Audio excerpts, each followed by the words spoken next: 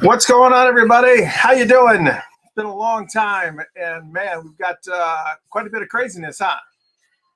A lot of different setup, as you can obviously see.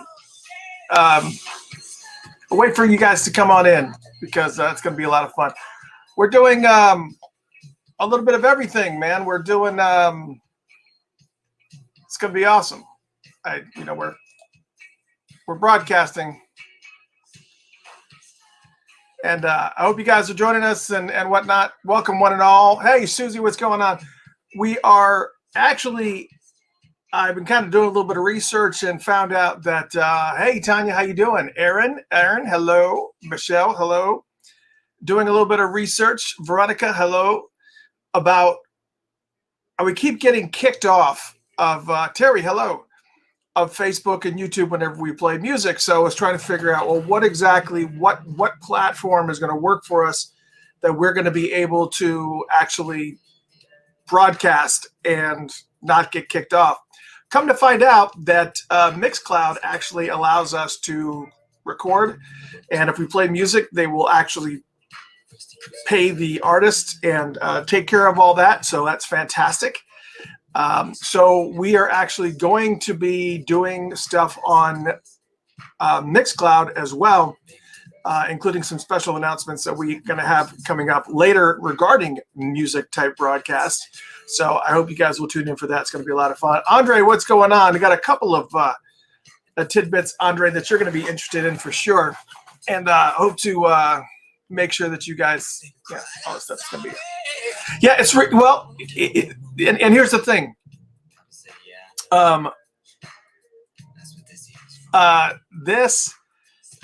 It's a new camera. This is actually a 4K camera, and hey Janice, hey Vicky, how are you? Sean, that's pretty cool about Steve Park sharing the truth on Billboard. Yeah, I mean, #1 in Billboard vinyl. You got to love that, especially considering the album that it is, which is the truth. Well, before I go into all this chatter about everything else, if you're just joining us, this is the pre-show, so there is nothing here that we are literally just talking right now. This isn't the actual show. The actual show starts in about 22 minutes, so you can fast forward to about. If you're watching this later, you can fast forward about 28 minutes and we'll actually start the show then.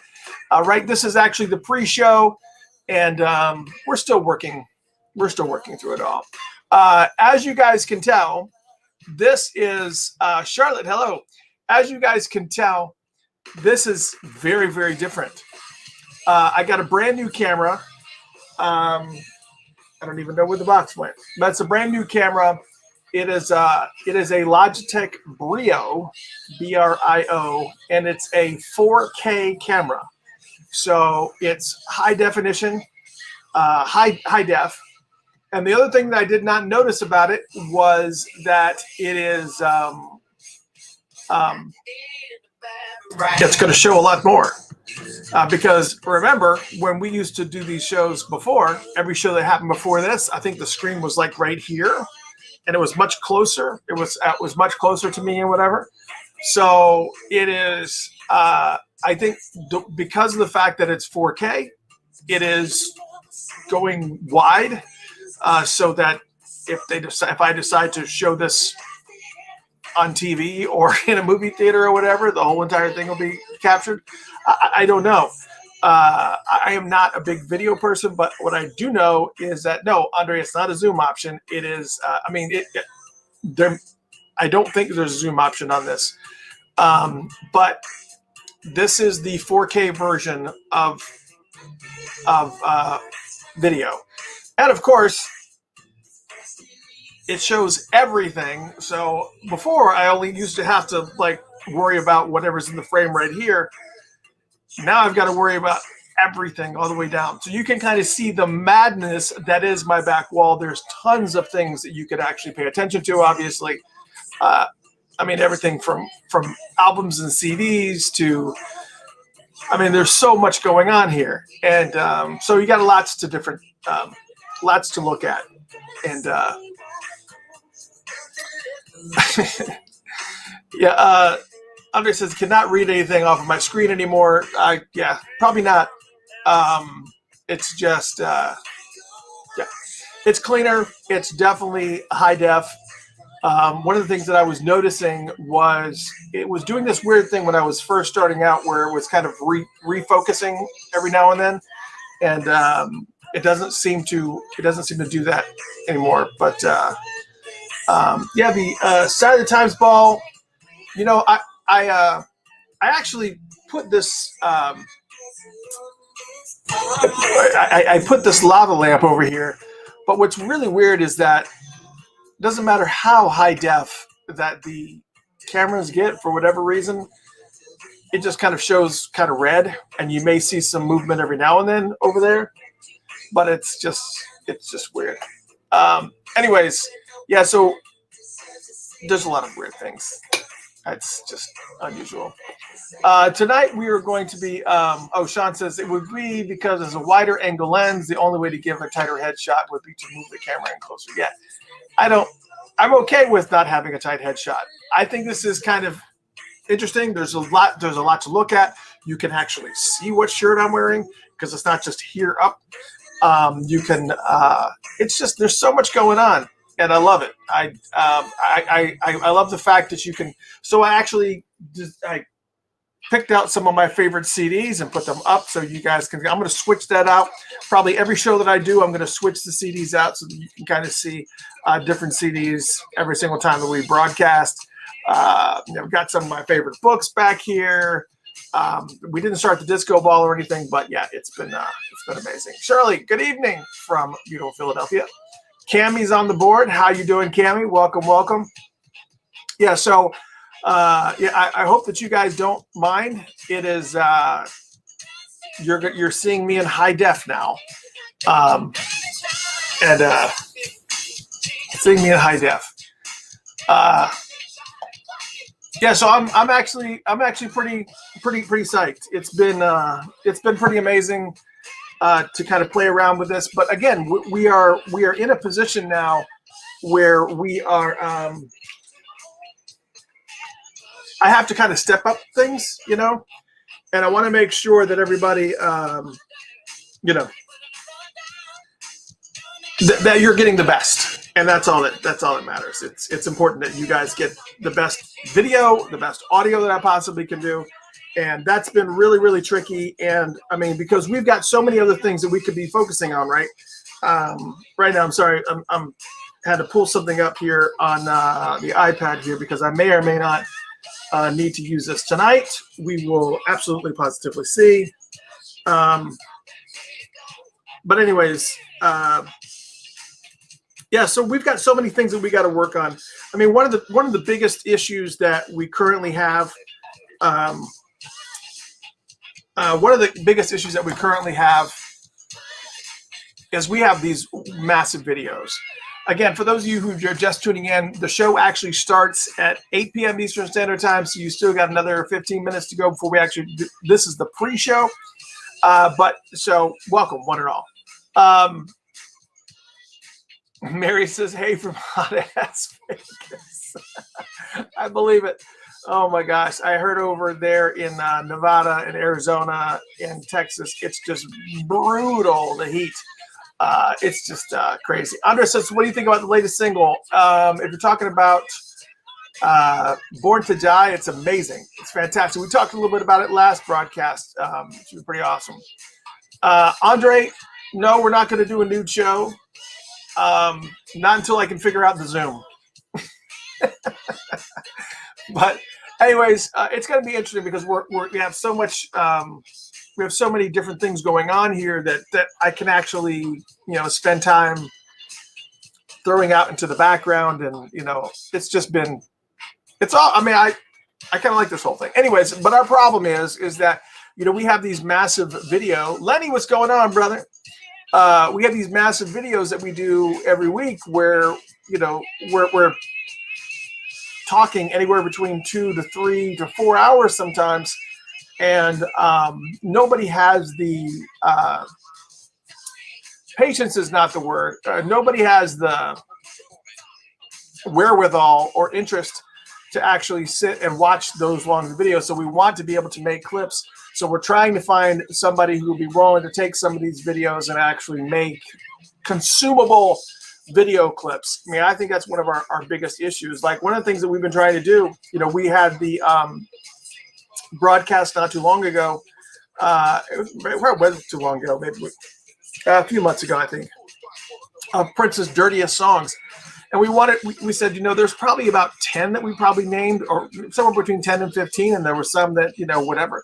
I would love to have a video that says Prince's top 10 dirtiest songs. And instead of just having this long, drawn out show where you just, it can take the pieces, we can take the songs, we can make them into, a really cool, maybe 20-minute video that spends a couple minutes on the top 10 dirtiest songs that he has.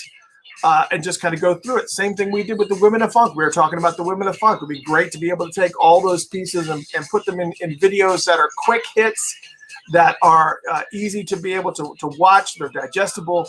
And it's just not, it's not that I don't know how to do that. It's just that timing is just insane.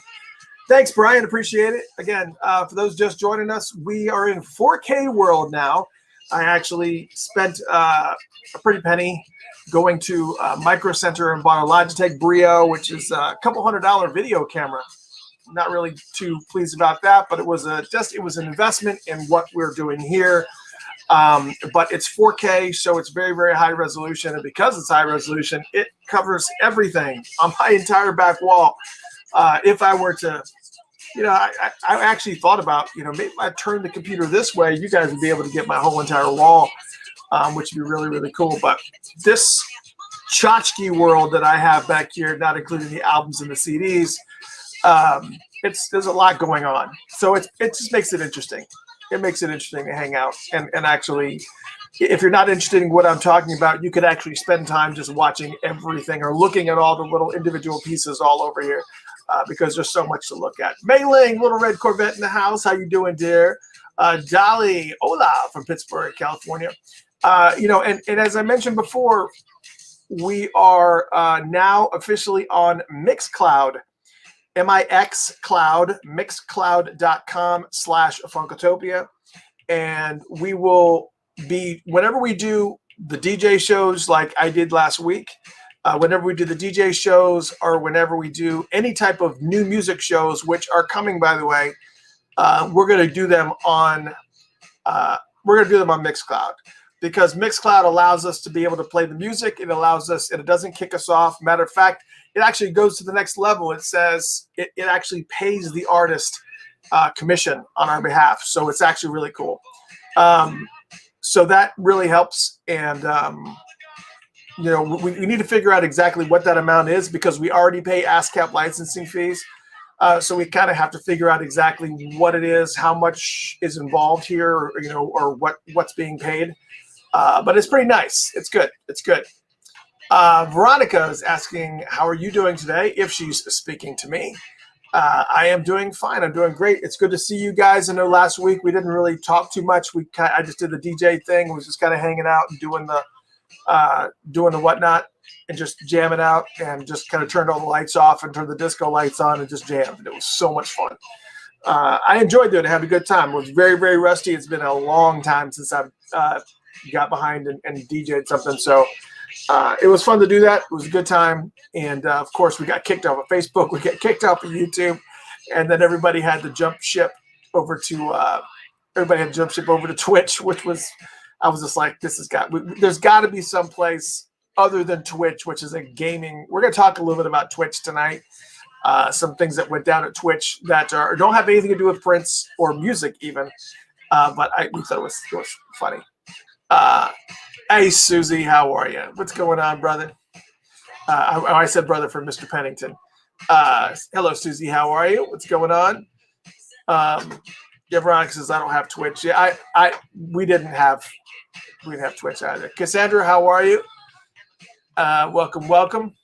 Mr. Pennington, yep, Atlanta Hawks, be rolling.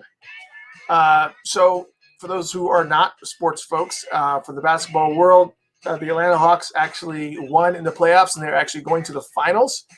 which is very, very cool. That's very.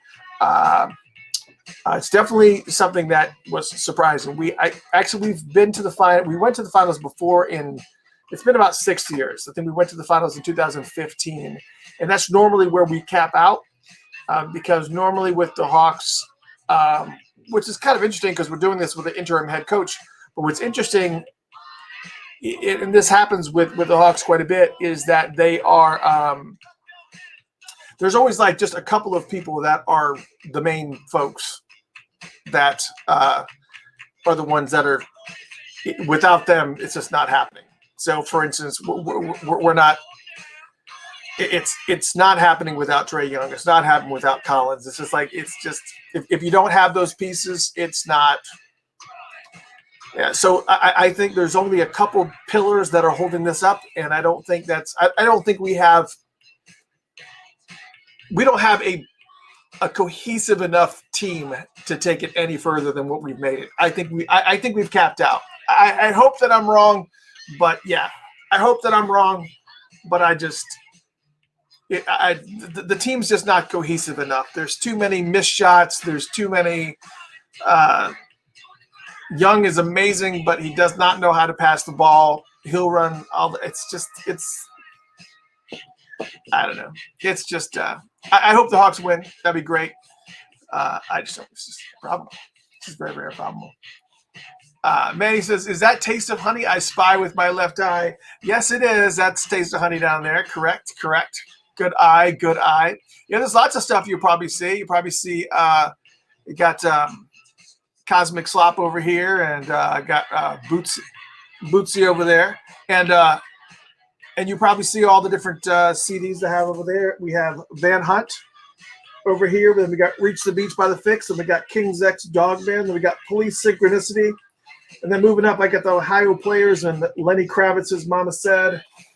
I have Kendrick Lamar's Damn. I have Prince's Hit and Run, Emancipation, and then topped it off with The Roots Tipping Point.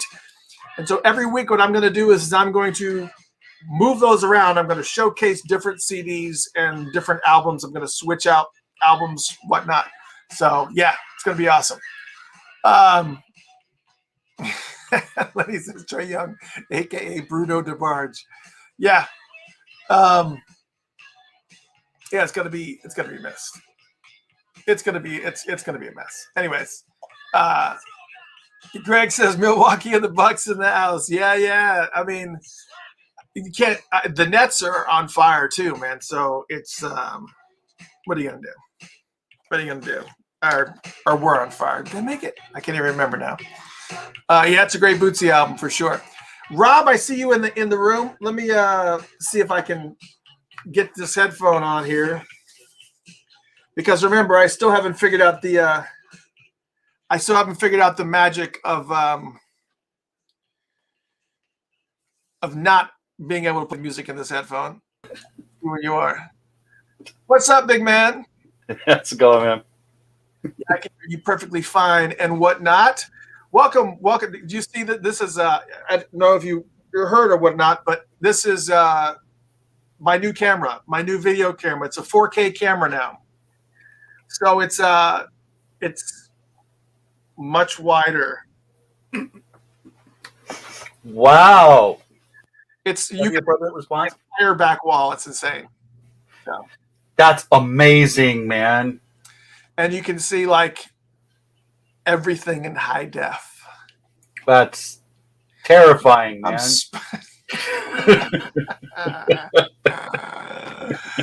Susie says I'm moving on up like the Jeffersons. Nuts apartment in the sky. Cammy says welcome, Rob. Hey, Cammy. Hope you're feeling better. Brian, I wasn't paying attention. I was only once the Hawks made it, I was like, all right, tuned out. Because this is it. If I could just like keep it in my head that this is the end, the finish line, then we're good. Charlotte says hello too. And so does Veronica. Got hey. Man, it's just like a little teddy bear. Yeah, and there's another Veronica. Hey, Veronica. You are popular with the Veronicas. I am. I was never a Betty guy, or girl. It's always a Veronica. It's always Veronica. Always Veronica. So I was telling him, for those who have just tuned in, we've been talking about the whole. Oh, sorry. Lisa wants to say. I know that says Rapinda Bastard. That's Lisa. We oh, sorry. Susie wants you to stand up so we can see your shirt. Oh, right. There you go. A little Captain America action. It's Captain Arizona, actually. Captain Arizona. Because that's the Arizona flag. All right. So what's the story there? Is there a Captain Jersey? I think I got this at like Comic-Con or something like that. And I was like, oh, cool. It's a Captain America, but not America. It's Arizona. So, yeah. I'll take it. Ah, cool. I'm drinking hot chocolate tonight. It's amazing. I know that's a horrible thing to hear when you guys are in Arizona and Texas, the 10 whatever it is there. Actually, it cooled down. It cooled down. It's only 98, I think. Let me see. Did it cool down to 98? It cooled down to 106. Oh my Let me see. gosh. Yep, that's right. Oh no, wait. In the past hour, it went down to 102. Hey, from 117, that's that's a break. Sorry, my shirt is my shirt makes me look fat. Maybe it's my fat that's making me look fat. I don't know what it is. Maybe it's the HD camera. It's HD. What is HD camera? I'm going back. It shows too much. Holy depth. Oh my gosh. So I was saying, we'll be starting the show here. For those just tuning in, we start the show in 5 minutes. Oh shit, I'm not ready for that. It's gonna be fun. Anyways, I got this camera and it changed the view. You just can't stop talking about it. But I was trying to tell the story. Oh, sorry. I had to change everything behind me because some parts over here were a mess on my desktop, and some parts over here were a mess on the shelves. So I had to fix all the shelves, and I had to move all the tchotchkes around, and I had to make it so that it was, So you had a lot to look at for sure. There's a reason why you only see this little corner in my office. Yeah. You're not gonna see your little dog pulling at your pant leg. No, just actually it's cleaner than it usually is, but it's still kind of a mess. But yeah, my upstairs area is kind of. I think what's more amazing than anything to me about your particular bookshelf scenario is that all of your books are the exact same size. There's no varying widths. It's just or heights. It's all it's look, even if you look at my bookcase behind me, I can't get books that are the same height to save my life. Yours are all perfectly high. That's more that's more about there. how it is the underdog there. That's more about my weirdness and wanting everything to be the same height. So my books aren't all the same heights. It's just that I've set up all my shelves to hold certain heights along the way, and I wanted to hold as many books as possible. So I figured out which heights were the best that I could put over here. But if you look over on the other side of the room, my bookshelves are not the same heights. Well, I just line up the books by height. That's it. That's all it is. It's really not all my books are the same height. See, that it's not. For me, I put all my Prince books over here. On this side of me, behind me, is actually my music books. The books that are over on this side are self-help books. I have, as you can see, I have Steve Harvey back here and T.D. Jakes, and there's more back there. There's Zig Ziglar and all that stuff, all the classics back there. Dale Carnegie. So I keep them all in order. And then, of course, I got books that I'm embarrassed that I even have, like Sean Hannity's book is down here. I'm embarrassed for you. Well, here was the thing. I was covering the event for a company that I was working for. They wanted me to go. And so I went. I was just like, all right, it's cool. I got to meet Sean Hannity. Shook his hand, and he gave me a book and signed it. And I was like, Okay. Yeah. Signed a book. All right. So he doesn't really bother me that much. It's amazing to me how somebody can make so much money just lying all the time. Being an asshole. It's amazing to me. It's like it makes me want to go back to being an asshole. People says and twist them. It's so weird. It was just hold on a second. I actually have to switch audio. I've been like actively talking into this mic like it's live, and it's not. It's this mic here. So I'm glad I'm getting in the habit. We're about to start, folks.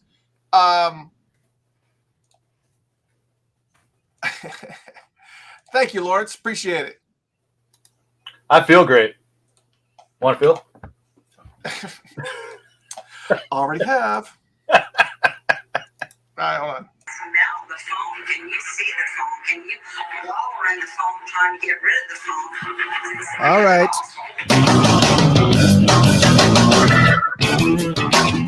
Welcome, one and all.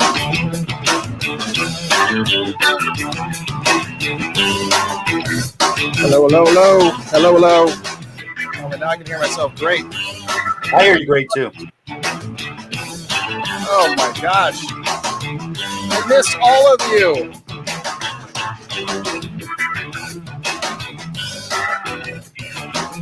Oh man. So they're telling me that the whole time we were talking, they could hear the mics over the music before we even started the show. So I don't know. It doesn't matter. Welcome to the show again. Welcome to the show. Welcome to the show. And I don't know why that was, because the mic was turned off over here. That's weirdness. I don't know. Maybe it's your new HD camera. Yeah. For those, it has a microphone on it, right? It does have a microphone on it. It does. But it shouldn't. Evil. Before, I don't remember it. The old camera didn't do that. The old camera picked directly up from. I don't know. Okay. Welcome one and all. It's Funkatopia Live, the perfect show for Prince fans or the Perfect Imperfect show for funk aficionados around the world. For people who don't care about perfection. That's right. Or preparation. Yes. Or proper preparation preventing piss poor performance. I am sorry, I just got thrown off by Veronica's statement. She said, I'm a big fan of reading book. Me too. Yes, especially books that are all the same height. All the same size, yes.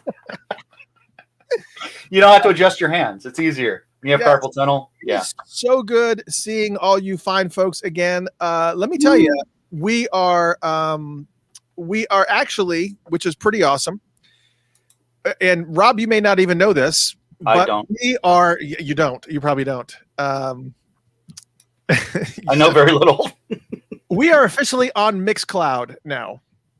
Oh, cool. Oh, you know what? I saw you talking about that. No, I didn't. I read you talking about that. No, I read you writing. I read what you wrote about that. And yeah, that sounds exciting. What does it mean? Well, first off, it means that we're on another platform. But what's even another planet? Platform. Oh, okay.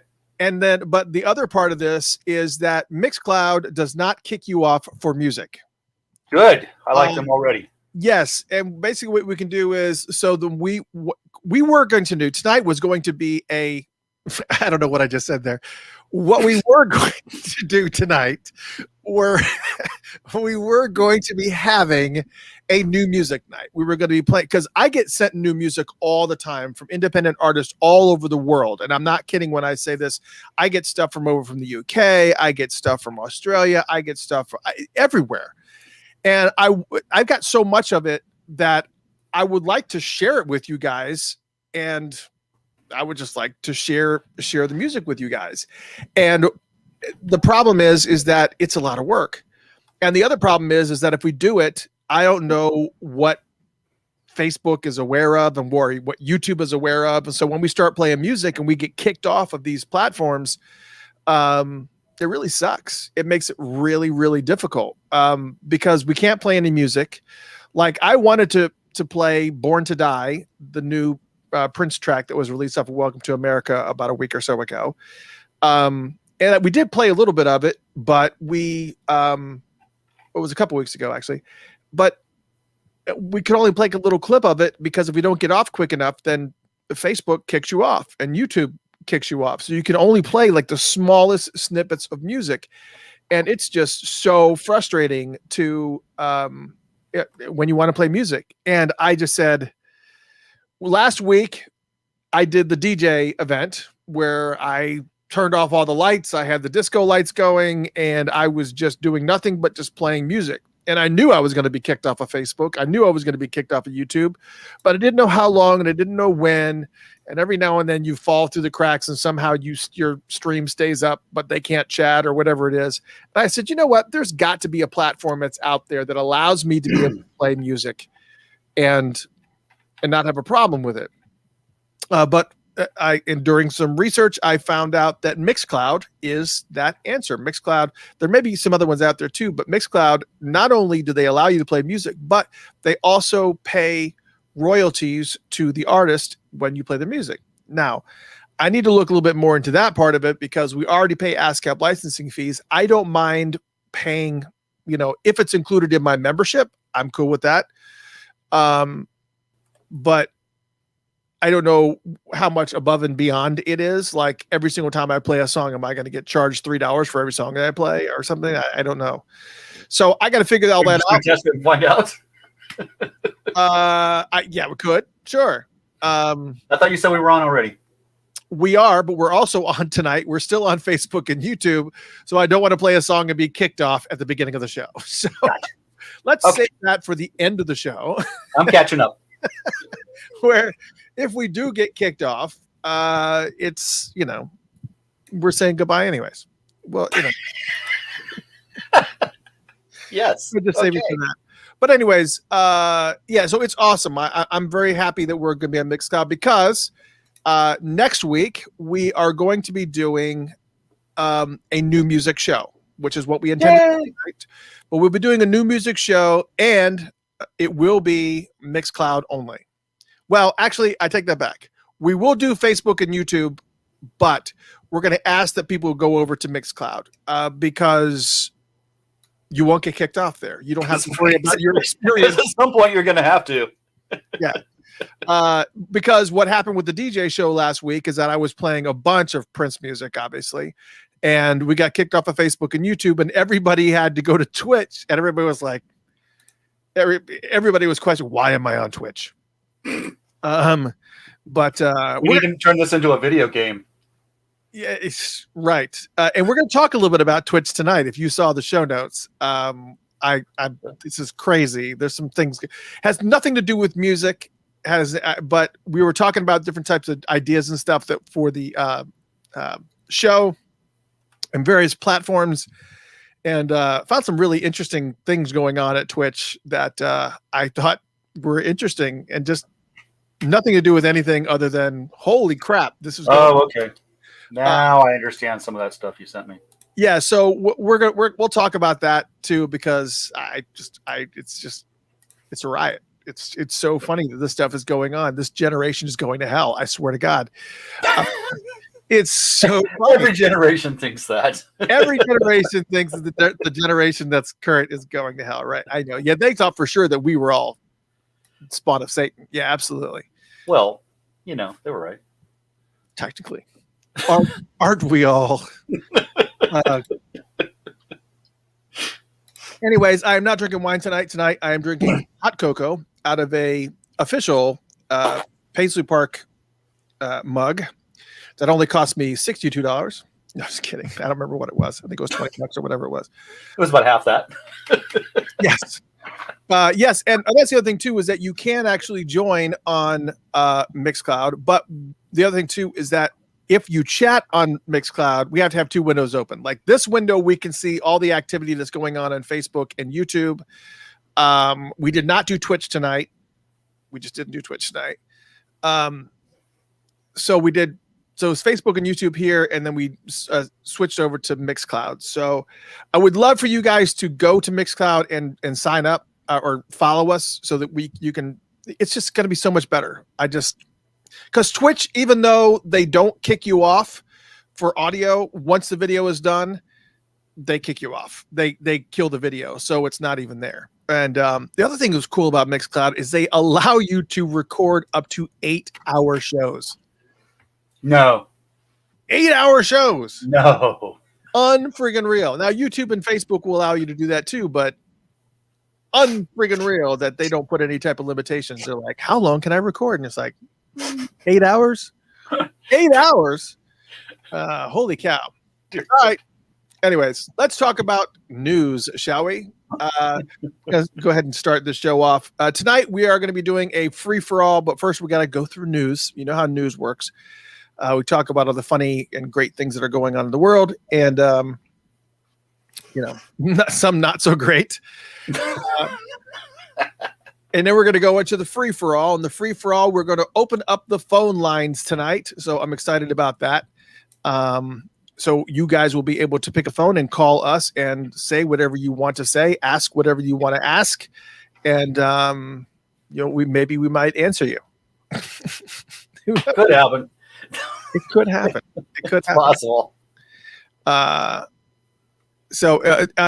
Tina, so what is our ID on Mixcloud? Is mixcloud.com/Funkatopia, FUNKATOPIA. Try to make it as least confusing as possible. And I'm glad it was available because, anyways, there's that.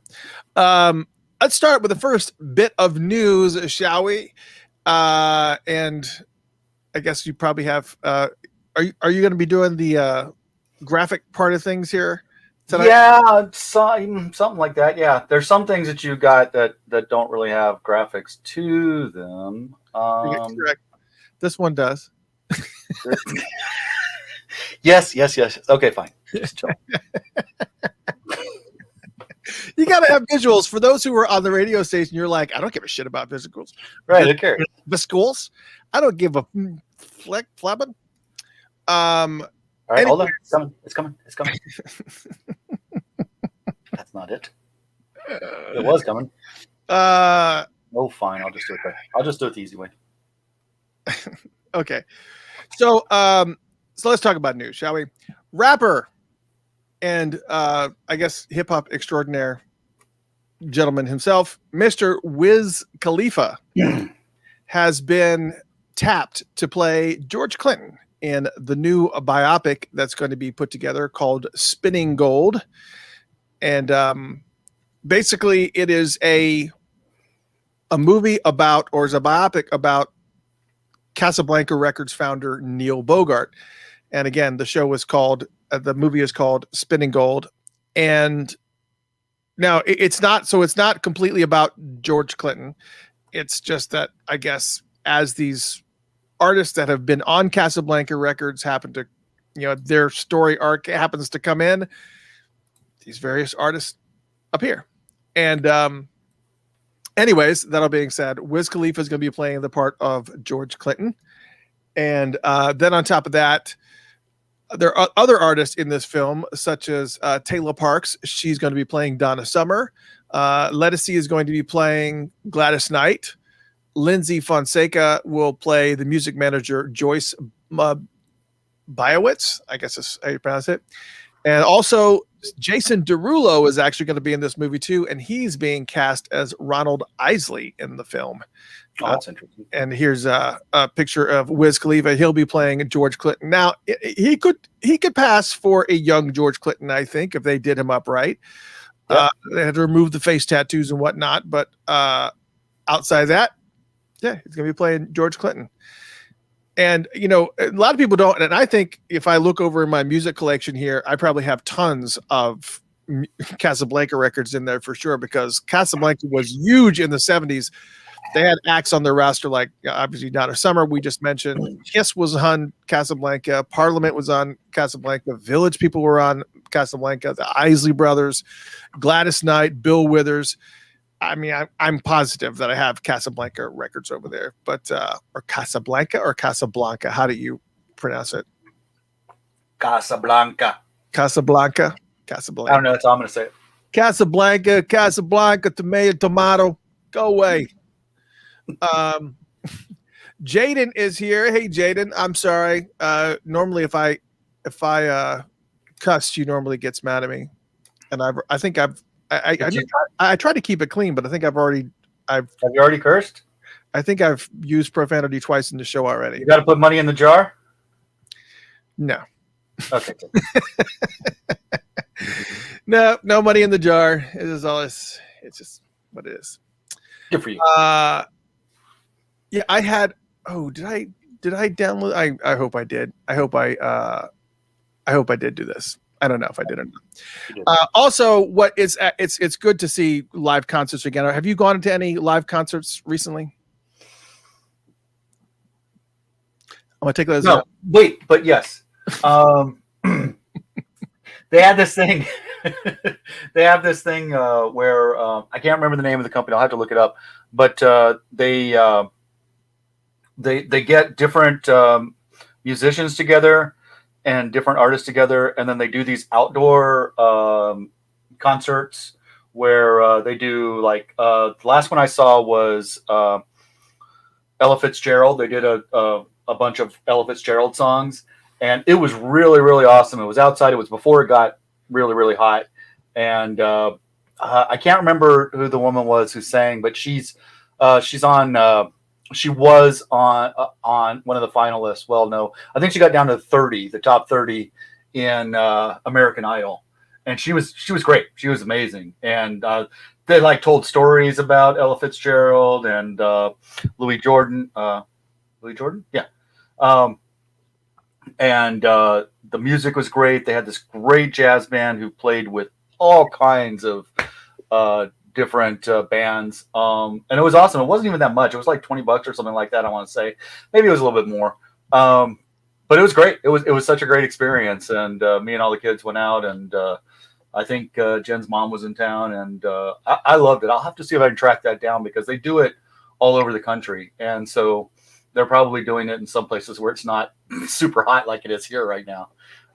But no, I'm really excited to hey, cool. Looks like we're going to get a review. Awesome. So we had actually, I'd seen a couple of live bands, but when you and I went to Minneapolis, we were actually got lucky enough to go into a club and see a live music. That was so great. Yes. Oh my God. It was great. Yes, Maisha, I'll be waiting for that review, and I will post it on. That's awesome. Absolutely. Well, the Foo Fighters played at Madison Square Garden, and this is last night or the night before, and sold out concert in Madison Square Garden, which is unbelievable. That they at capacity, because that's insane. It was at capacity. I think New Yorkers were just looking for an excuse to do that anyways. I mean, New York is only at like 20-something% vaccinated. They're just like, screw it. That's insane. We're in. Who cares? Screw it. We're doing it. So it's the average adult has 5 to 20 pounds of toxic poop in their body. Watching. I was trying to pull up the Dave Chappelle Madison. I have the video. I have it. Okay. Anyways, I wanted to make sure everybody was aware. Thanks for the punchline. Matter of fact, yes, the average American does have a lot of toxic poop. A lot of toxic poop. For sure. This is a PSA from Funkatopia to you. Yes. Get rid of that. Funkatopia. Anyways, so so Foo Fighters are playing the sold out concert in Madison Square Garden, and he announces that the leads they have a guest lead vocalist who ends up being the one and only Dave Tudahl. Good, because we ain't even fucking close right now, this y'all. Now listen, Great speech, though, it's right there. not too often that you could say we were the band that got to reopen fucking Madison Square Garden. It's awesome to see. That's real shit. That is some real shit. So, I thought maybe we should do something special, just so it's a night to remember, right? Now, I've been having fun already, but let me tell you something. We ain't even close, and we got some fucking crazy ass shit. So let me tell you. I know a few Daves, right? But I gotta be honest. My favorite fucking Dave is here tonight to sing a song with us. Something we never done, and he's never played with us. So we figured, why not try this shit out in front of you? Ladies and gentlemen, would you please welcome our lead vocals, Dave Chappelle's gonna come up and sing a song with us. Unreal, Dave Tudahl is coming out to sing the song. And apparently he's done this before.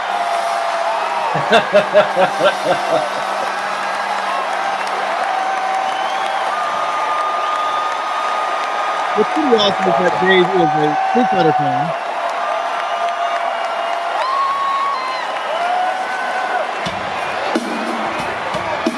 And of course they break into Freak, Radiohead Freak. If you know the words, say it with me.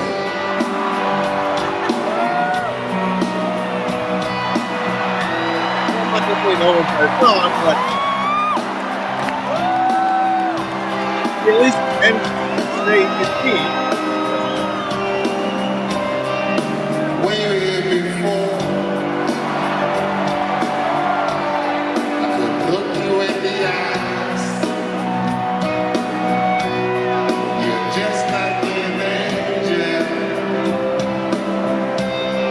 Your skin makes me cry. You float like a feather. I don't hear you in a beautiful world. I wish I was special. You're so fucking special. But I'm hungry.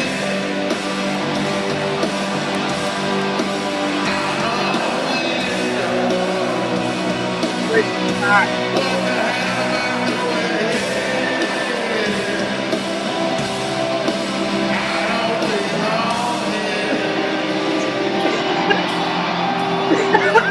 It hurts. Listen to this. I wanna have control. I want a perfect body. This is it. I want a perfect soul. And here's the part right here. I want you to notice when I'm not around. I wish I was special. You're so fucking special. But I'm hungry.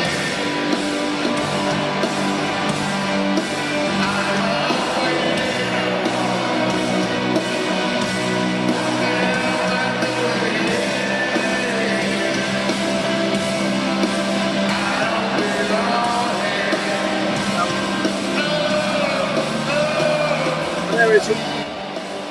That's Dave Chappelle. Obviously, we're not going to play the whole entire clip. We played quite a bit of it, actually.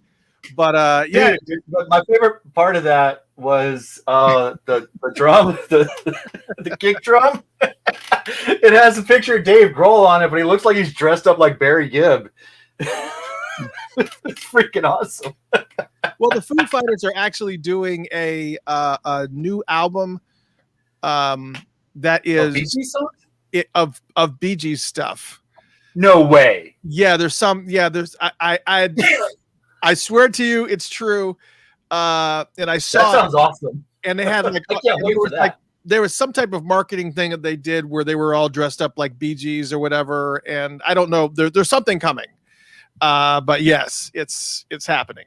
That sounds spectacular. I've got to Yes, get that. it is, and you know, I was saying that I find it hard to believe that that Prince didn't come up into the conversation backstage at some point in time, being the fact that Dave Chappelle is a huge Prince fan. They were very, very good friends. Dave Grohl was also a huge Prince fan. I mean, ultimate fanboy. He couldn't even control himself around Prince at all.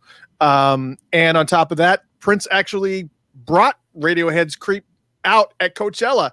So I think certainly there had to have been some point in time where Prince was mentioned at that during that night. For sure. It's Arlene says they are renaming themselves temporarily to the DGs. Okay. There we go. So if you're a Foo Fighters fan, it doesn't matter what type of music you listen to, Foo Fighters are amazing.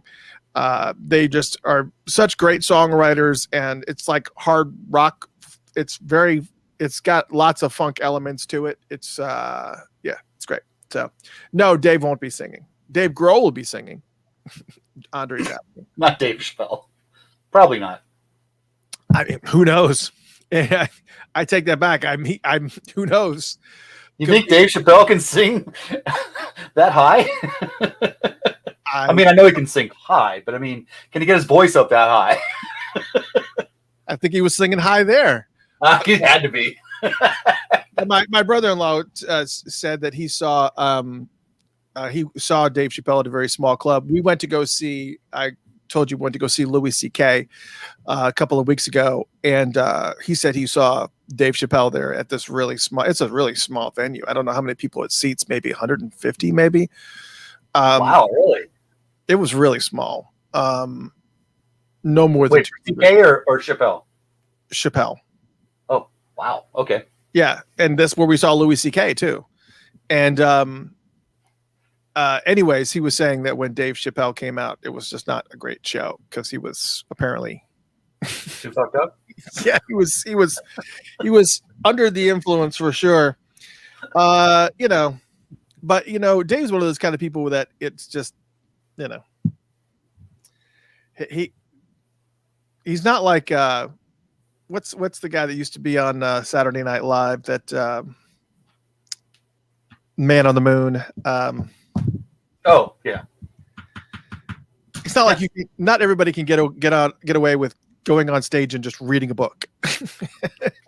And Dave Chappelle is one of those guys. He could do that, and you'd be like, "All right, go ahead and read to me, Dave." Anyways, speaking of concerts, I've got a couple shows coming up. One this year, and actually a couple this year, and then one next year. I'm going to go actually see Sheila E. I have front row seats to that July 9th, and I'm really looking forward to that. That'll be awesome. Got front row seats. I've been sitting on these for over a year. Just happened to be trying to get tickets for one of her shows. And as I'm online, I'm like, wanted to refresh the screen, to see if maybe, somebody tried to buy tickets and then, dumped out. And then when it refreshed, another show popped up. Apparently they just added the show while I was online, and I was like, oh snap. And I went front row and went click, click. And so I got two front row seats, and then of course the pandemic hit and I couldn't go see the show. And then of course it got moved once, and then it got moved again, and then it got moved this last time. And she's finally going to be here in July, so I'm looking forward to it. Front row set. Check this out. Check what I'm sharing right now. All right, let's check what you're sharing here. So I got real excited because I found this coming up on July 18th, and I was very, very excited. We Three and Sheila E. featuring the Sana Brothers Bastille Day celebration. So I was like, oh crap, maybe she's just going and sitting in as a drummer. That'd be awesome. And so I started reading through it and going through it. Turns out this is Sheila Early. Not Sheila Escovedo, and I was very disappointed. How could you get away with that? That's exactly what I thought. I don't know. I can't find it now. But yeah, that's exactly what I thought. What the hell? Really? You're going to try to pass that off? Come on. That's BS. Mary, yeah, we all love Dave Chappelle, Mary. Maisha said, glad LCK is back on the road. Yeah, I'm glad. We were talking about Louis C.K. We were talking. Louis C.K. says some things that are really just awful. Just awful things. And he's back to form. He's always done that. Yeah, he's back to form. He was talking about child molesters. He was talking about child molesters. We're like, oh my God, he's talking about child molesters. And they said, why don't they make kid blow up dolls? And I'm like, oh, everybody was like, oh my God. And he was just like, all right, now fine, just let him have your kids then. Right. Kind of has a point, sort of. What's wrong with this man? Oh my God. It's like, just wrong on like you can't cure them. So if you can't cure them, you're supposed to like it's just wrong. It's just wrong. It's just gross. It's just I finally started speaking of criminals, I finally started or criminal behavior, sorry. I finally started watching that Don't F with Cats on Netflix. yes. And it's actually pretty good because I thought it was just going to be like about, cat torture, which I'm really not into. But it's, I know you are, but That was back in the day. But it turns out that like these people saw this thing and then like they realized that's the kind of behavior that they never what? I never would have done that. I hated cats, but I never would have done what that guy did ever. I'll explain what I was referring to in a second. I'm not going to. No. I'm not just going to let that lie. But no, it turns out that the guy was like hurting animals, and that's one of the signs that people are going to go on to end up being a serial killer. And so it's about them trying to track down a serial killer. And so it's pretty light on the torture, cat torture, yeah, which made it a little bit better. But anyway, so no, Chris was not a torturer of cats. I used to have a cat called let's see, was it Calvin or was it? I don't know. I don't remember. I think it was Calvin. I don't know if it was Calvin or if it was Smitty. I had a cat who was really afraid of things. Smitty was named Smitty because we called his name was Smitten Kitten because he always looked like you were about to hit him, and he was afraid of everything.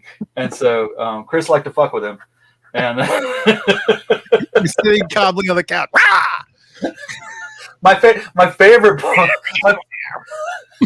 my favorite time when you were messing with him was you were like messing with him, and you were like, I've got a bigger brain than you. I have a bigger brain than you do. And you were just like putting your hands in his face and whatever, like he reached out and scratched the hell out of you.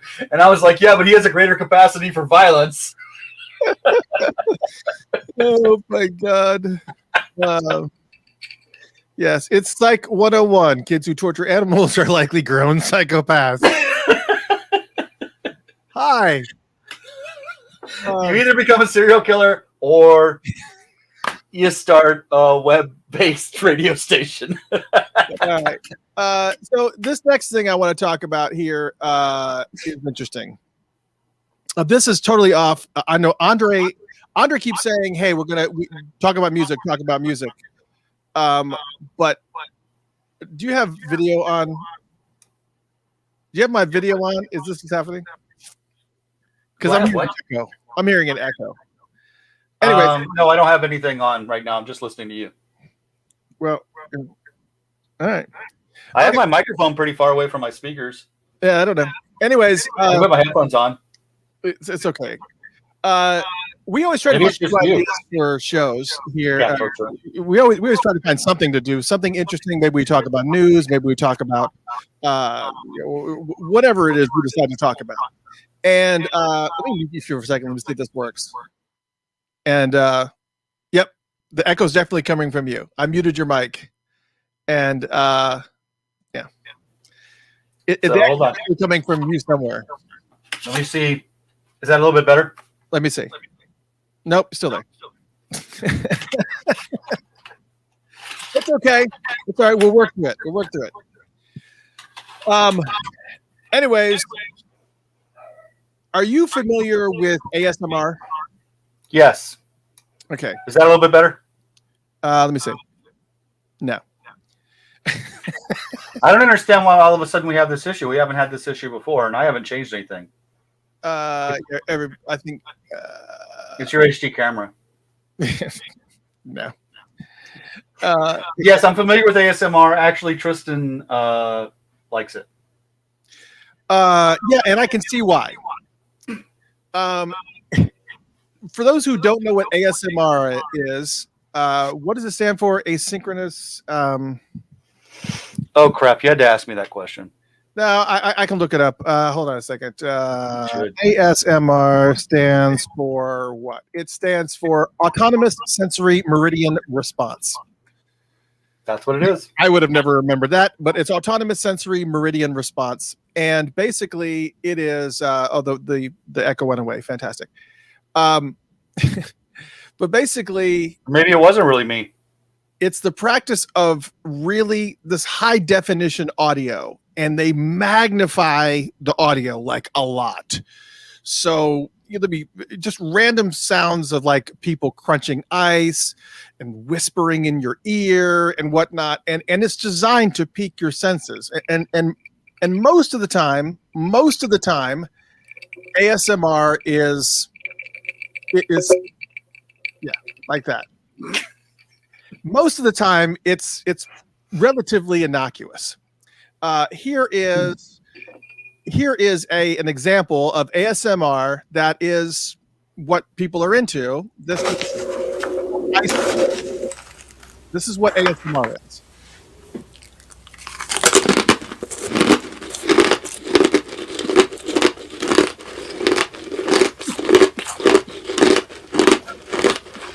People will watch this for hours.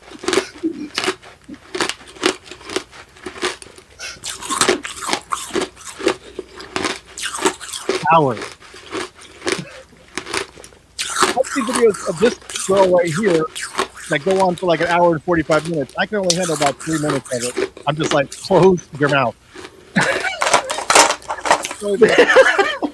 This is like the most annoying ASMR I've ever seen.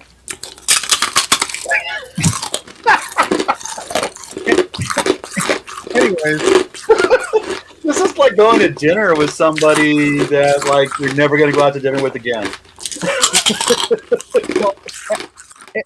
and as a dentist, you've got to be terrified. You're going to be watching this and be like, this is like watching a horror movie. Well, anyways, apparently there are people out there that are taking it to an entirely different level and making it highly suggestive. Two very popular Twitch creators named Caitlin Amaranth Siragusa and Let's try that. Janelle Indie Fox Daggers, known as Amaranth and Indie Fox, had a thing going where they would do yoga and hold their positions and use these microphones to make it sound like they were licking your ears.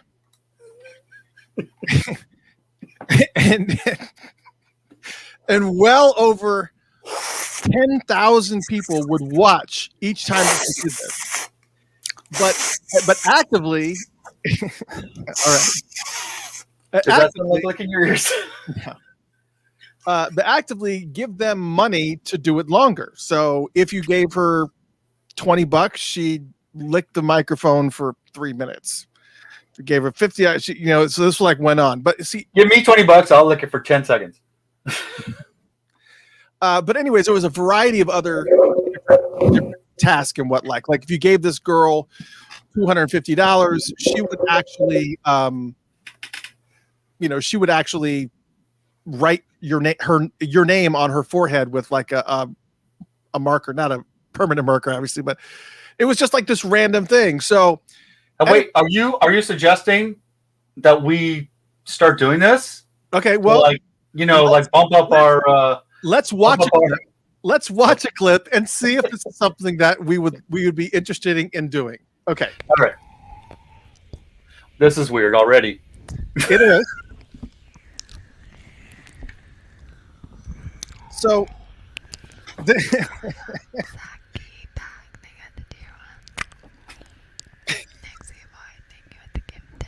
so she talks in your ear. She's wearing these tight clothes, and I guess some of these people's names that she's got written on her arms are people that have given her very variety of money. Now, here's what's interesting. This is on Twitch. Kids watch Twitch. And so this girl and Amaranth, or whatever her name is, got kicked off of Twitch. Okay, all right, that's enough. Is she like conjuring a demon or something? I hear like weird words. Yeah, she's saying all kinds of stuff. I don't. Oh, you could do a poll. Yeah, let's do a poll, actually. She's saying, yeah, let's do a bowl. Yeah, let's do a bowl, actually. Do you get a special kind of licking mic? Because that looks like a different kind of mic than I see. And this is funny because this mic right here that she has two things on each side. That she's holding one side, but the other side looks just like the side that she's licking or whatever. But there's two sides, and so it goes left and right. So she can actually. Oh, you can put the sound of the licking in your left ear, your right ear, left or right finger in somebody's left ear while you're licking their right ear. So, anyways, let's get that off the screen. I'm gonna try it. Hold on. I'll be.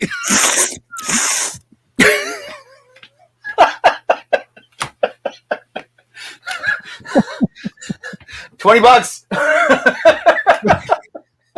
We're gonna get some Facebook stars for sure.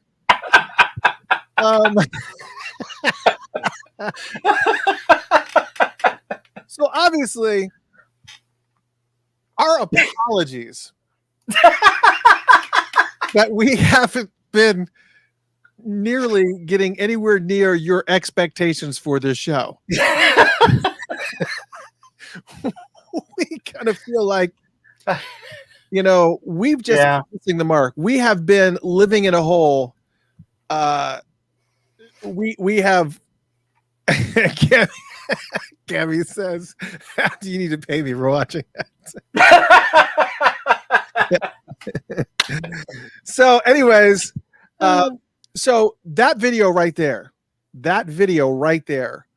was only like 10 minutes long. I think it was only 10 minutes long. Just during that 10 minutes, she made over $4,000. There was one guy in the middle of this video. Now, obviously, that's not how it is for every single show, but there was one guy in the middle of this video that gave her 2,000 euros, which is basically almost like $2,400 US dollars. So it just in that little 15-minute Twitch thing that she did, she made close to $4,000 just doing that. And I'm just like, and we're not going to get on Twitch? No, we're not getting on Twitch. We have a whole different ball game. But they want her to continue. So I'll lift some microphones, put on some yoga pants. But she has like different videos where she'll do different things. Like you'll pay her. There was one video, if you paid her $250, she would actually fart. It's like, and you don't have to pull her finger or anything? No, it's like, you mean I've been giving my wife and kids this for free all this time? I could have paid so much. That's unreal. I mean, just oh my gosh, just Oh my god. Yeah, I mean, I don't have that control. I was always amazed by those people who could just fart on command. I don't know how they do it, to be honest. oh, I can do it. Yeah, I can actually do the jet stream thing where the the where you can like spread it across the entire room where you just kind of just like walk.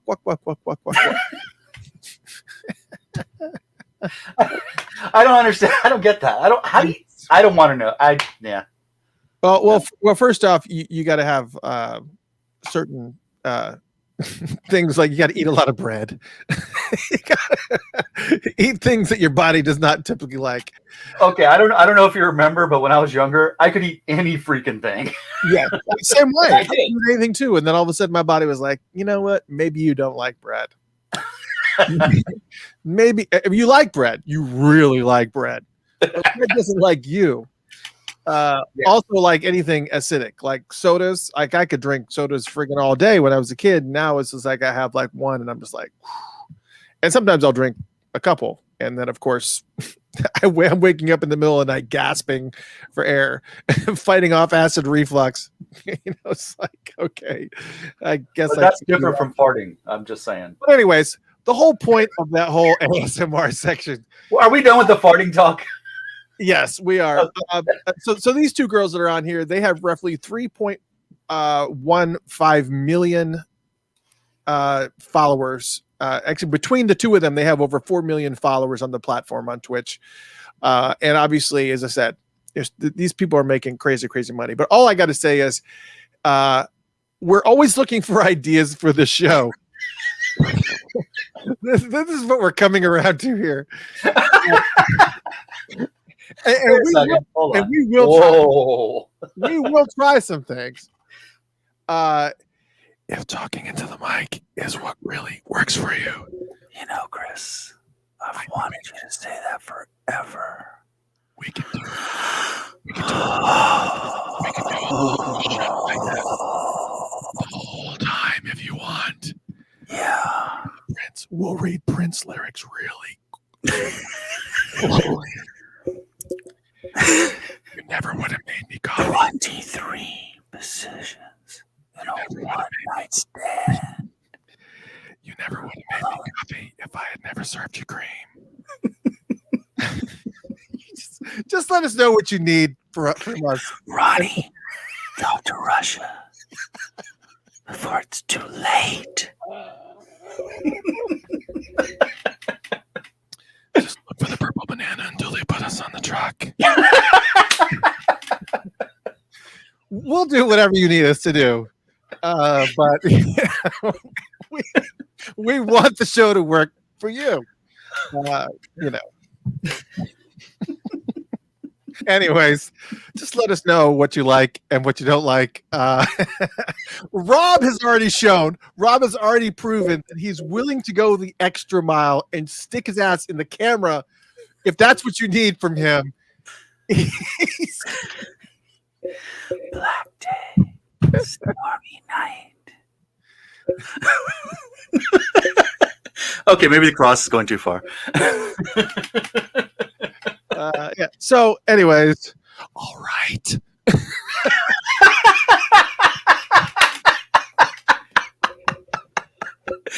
want to do it, baby, all the time. All right.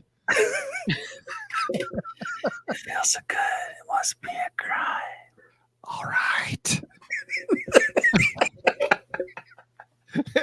Okay. Even tempt us, we could do this shit all night.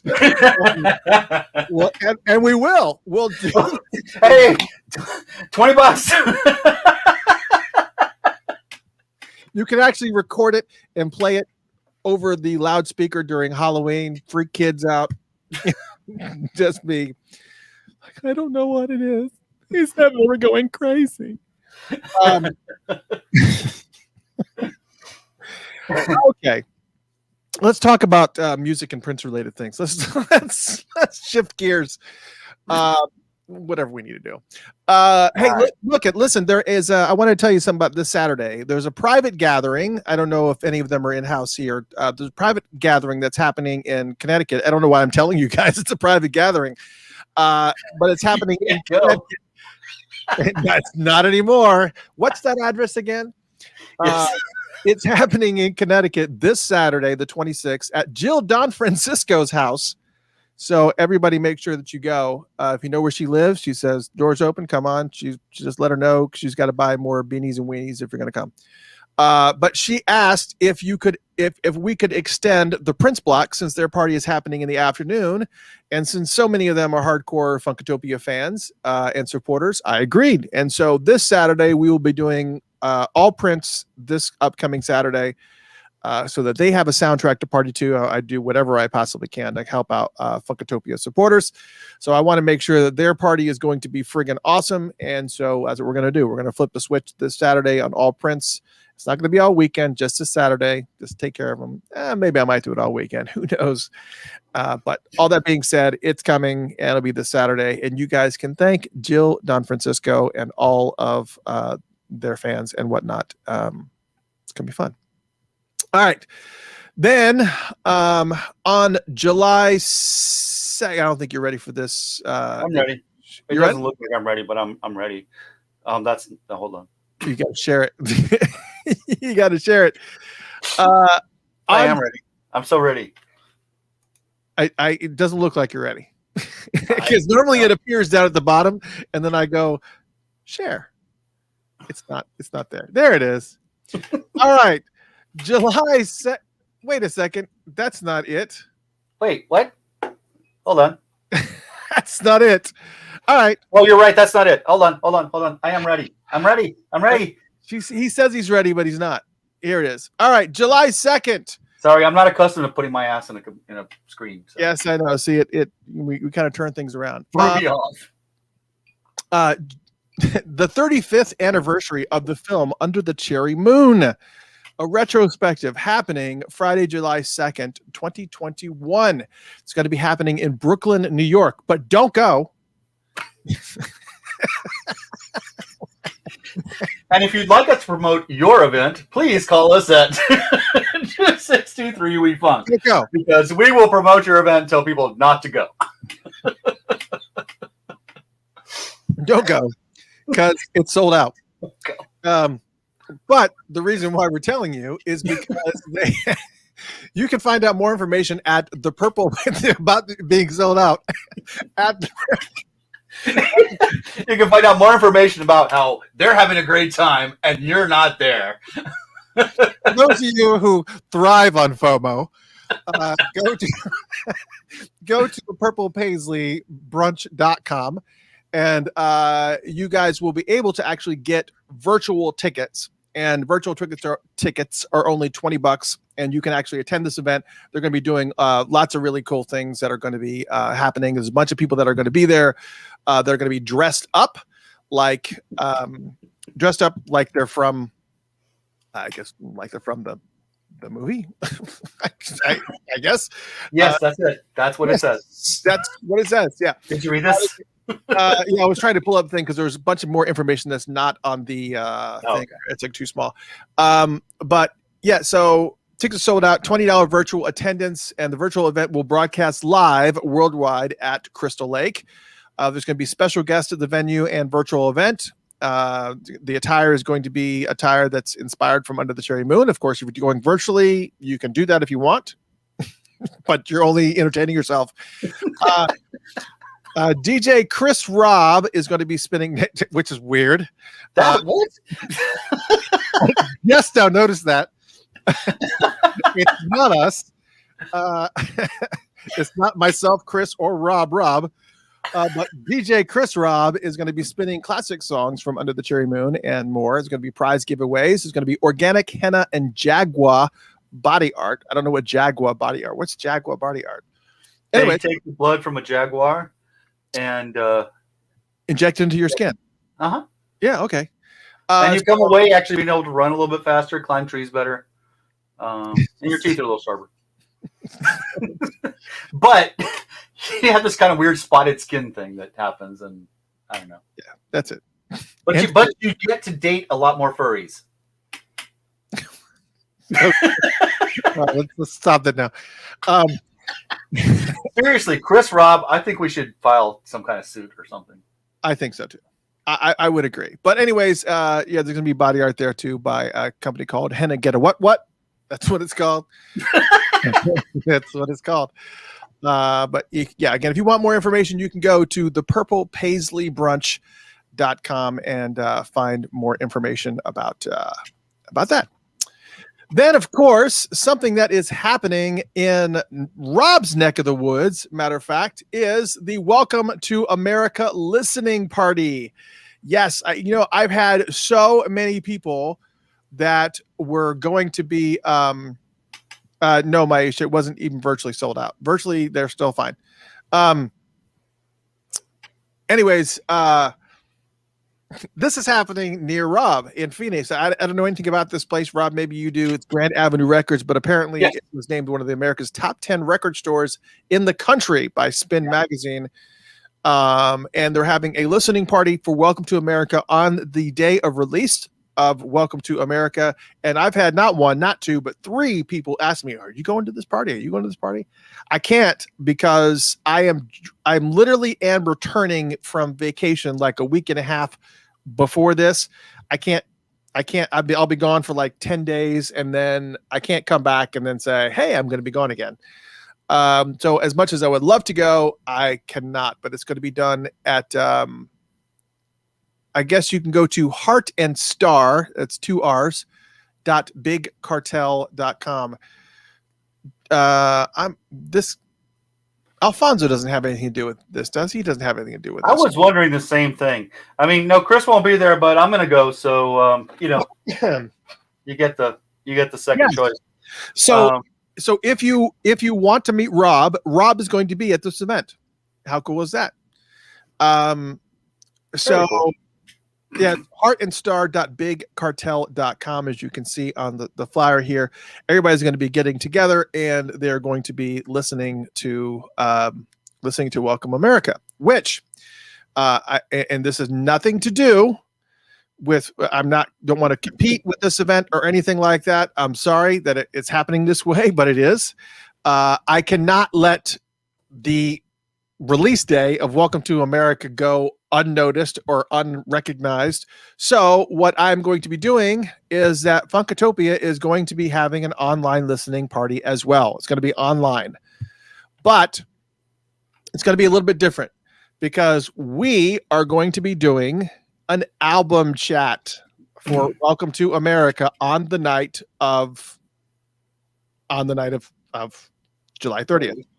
So we are going to be doing just like an album chat like we normally do with all the other albums, and we're going to be going through this album track by track, talking about the history, talking about the background, going and just kind of dissecting each one of the tracks and spending time with it. And as much as we have, because there's so much information that was not really divulged or shared too much about some of the tracks that are on this album. So there's not a whole bunch that we have information wise on it, but we're going to do the best we possibly can. And I know that when I'm talking in between each one of the songs, it kind of affects the flow a little bit, but after we're done, we will then play the album again in its entirety without any interruptions or chatter. So I thought, yeah, that'd be good. We will have just an album chat for Welcome to America on July 30th, the night of July 30th, which is going to be a Friday, I believe. And we will be broadcasting it via Mixcloud so that feed does not get cut off. And this will be the location moving forward that we're probably going to use whenever we do events like this, when I'm doing the DJ stuff or when we're doing album chats, because we don't want to risk being cut off. So there's that. So we're testing it out today. Matter of fact, we are on Mixcloud right now. We are on Mixcloud, mixcloud.com/Funkatopia. I don't think there's anybody listening. There's nobody listening, nobody watching on Mixcloud right now at all, because they don't know we're here. We're here. So, but that will change if you want to be a part of the album chat and whatnot. So I want you guys to definitely go there. At least go ahead and follow us. Matter of fact, I would like to tell you this too. If you're on YouTube right now, please click follow and like on our YouTube channel. If you're watching via YouTube, please do that, because we want to be able to start monetizing some of these videos, and we can't do it until we get to a certain point. And for whatever reason, we just got off slow on YouTube. Same thing on Facebook. Please like or follow the page for sure. That would be awesome. And thank you. pink cashmere that just subscribed to the channel. I just saw it go off in the corner of my ear, on my eye. Ooh. So anyways, and as I said before, we wanted to do that new music show, which we'll be doing next week as well.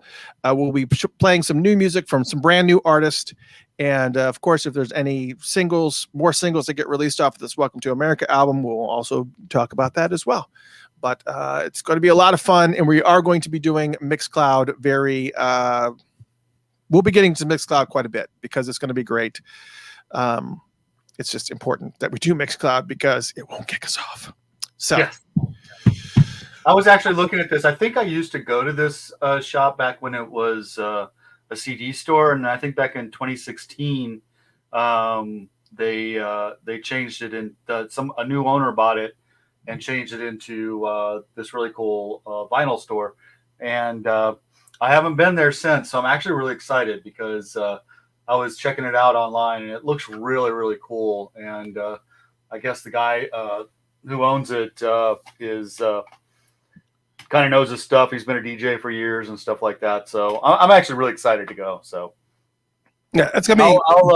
I'll stream some stuff to you while you're doing your little show too. Yeah, it'd be great. And we've got also what's cool about this listening party is that they actually have a Welcome to America enamel pin that will be available at this event too, which I'll be jealous. I'll probably get you one. Hey, Maisha says your bumper is already ASMR. Wait.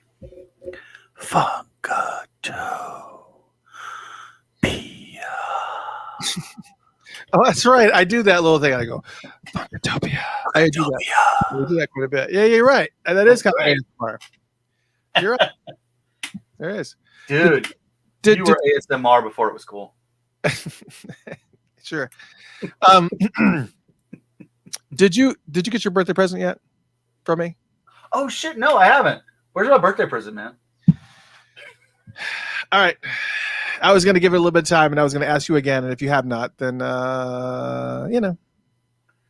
is what not getting shit this year. Fine. Yeah, it is. It is what. All right. So I'm going to start a show because right now what I have to do is that I have to open up.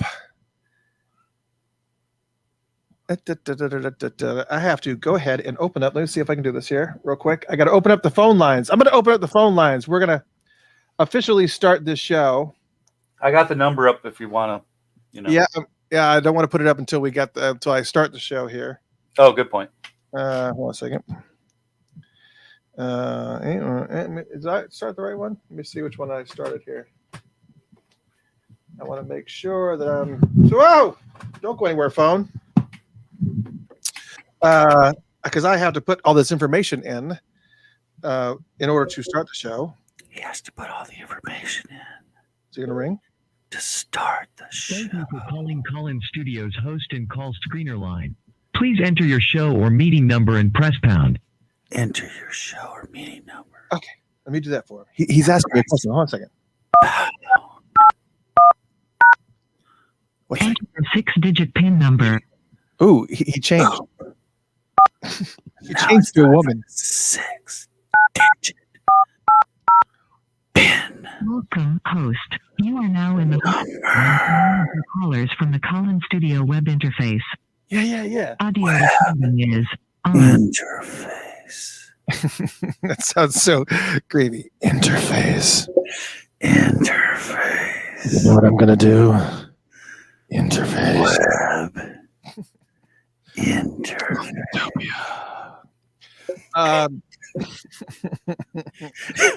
All right, so there's the number. You want to call in, you can talk about anything 2623 we funk. For those of you who are alphabetically challenged, it's 262-393-3865 2623 we funk. What if I'm numerically challenged? Well then, yeah, I don't know what to tell you. I do. Hold on. I do need to add some more. 262-393-3865.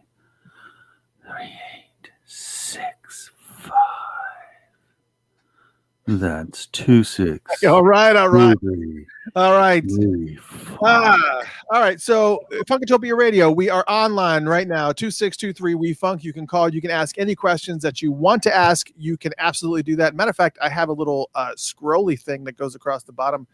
Really? Yeah, look at that right there. Look at that. Ooh wee.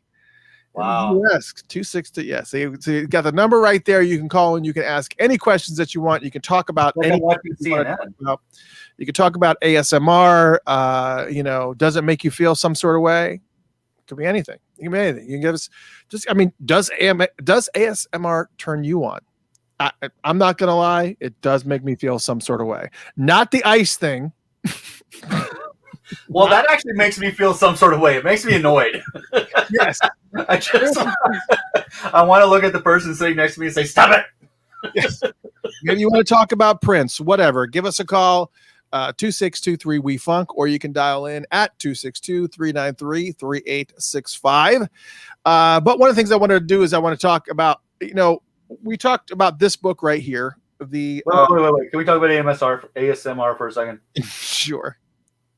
We don't have to. No, it's fine. Can we talk about ASMR? That's fine. Oh, yeah. So What exactly do you want to say about ASMR? So what's interesting is that, like, when my kids started telling me about it, I was like, okay, that sounds interesting. And they started showing it to me, and I was like, that's interesting. And then I've been meditating for years, and then Jen turned me on to one of the apps, the Calm app, and they have some ASMR stuff in there too. Yeah. And I started listening to it, and I thought, well, they do it a little bit differently. There's no, ass in your face or anything like that. I think that kind of totally defeats the purpose of that, really. Because the whole purpose of it is really to kind of keep you calm, to relax you, right? And to relax you, not to give you an erection and derail your whole entire day for the next 15 minutes. It's supposed to calm you down and to even you out, and that is not what it does. Jeannie says, what do we look for on Mixcloud? It is mixcloud.com/Funkatopia. So mixcloud.com/Funkatopia. I think when I'm looking at this online here, and it says /live/Funkatopia, but it told me that I could I'm gonna make some noise. I have to press numbers because it will disconnect the line if nothing's happening online. And that feels like 5 minutes or whatever, but I don't want to take a chance. You were going to do some more ASMR. What was going to happen here? Beep, beep. Beep. So, I want to touch you on your... And then maybe we could go, and then I can...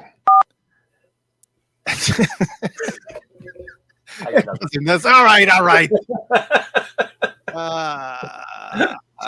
Jeff says you can do it without live. It will redirect. Jeff, that is the gentleman. He's actually going with me to the Sheila E. concert. He is he was the first board of director member of Patreon, patreon.com/Funkatopia. He was the I was gonna say your oldest friend. You're like, no, take Jeff. he was the first board of director on Patreon. And okay, I get it. So in case you missed it, he was the first board of Was he the first board of director member? Very first. And so I wanted to do something special for Jeff. I want to do something special for Jeff. Board of director member. We love you. So I said, I'm taking Jeff to, and which also awesome because he's in Atlanta. So that does make it a lot easier. Well, even if he was the first one in Atlanta. But yeah, so so he's gone. We're going together. So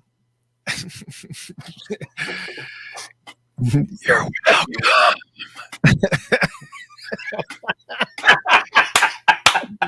You're welcome, Jeff. You're welcome. We're like losing listeners left and right. They're like, stop doing that. It's so freaking annoying. Anyways, so we had Dwayne They're all Tudahl. going to Mixcloud, man. They want to hear it in high def. Yeah, well, you're wrong show. And I'm wearing the wrong outfit. Sorry. We had Dwayne Tudahl on the show a few weeks back talking about his brand new book that I have right here, Prince and the Parade and Sign of the Times era studio sessions, 1985 and 1986. And I had so many bookmarks in this book. Matter of fact, I think I showed this before, where I had like dog-eared every single one of the things that I was like, holy crap, are you serious? As you can see all those dog ears in that book. And You know what made me so happy about this book? It fit in perfectly with the sizes of my books right here. Right okay. Okay. Selling point. I'm gonna make sure that I send Dwayne a text and say keep it up with the book height. So we're gonna be talking about Bring down the width a little bit. So I wanted to talk. There was a bunch of tidbits and stuff that I wanted to talk about in this book, and I still haven't even scratched the surface. So I said, all right, let's talk about some more Prince tidbits from the book, because I mean, even if I did the rest of the show talking about all this other stuff, it would be great. But anyways, so let's do that. We're going to talk about Prince tidbits that you may or may not have known about. So once Rob gets this next image ready, we're going to talk about it. Boom! Yeah, there it is. There you go. All right. Did you know that the song by the Family called Mutiny, did you know what that song was about? Now you can't cheat, Rob, because you're looking at the show notes. Did you know what it was about before you did you know Page 241. Did you know what it was about before you read the book? No, I did not. Yes. So everybody loves the song Mutiny. Of course, I knew somebody was taking over, but I didn't know what it was about. Yes, everybody loves the song Mutiny. I mean, who doesn't love the song Mutiny? It is one of the best friggin' songs on the planet, for sure. I mean, that album is just friggin' incredible. Hold on a second.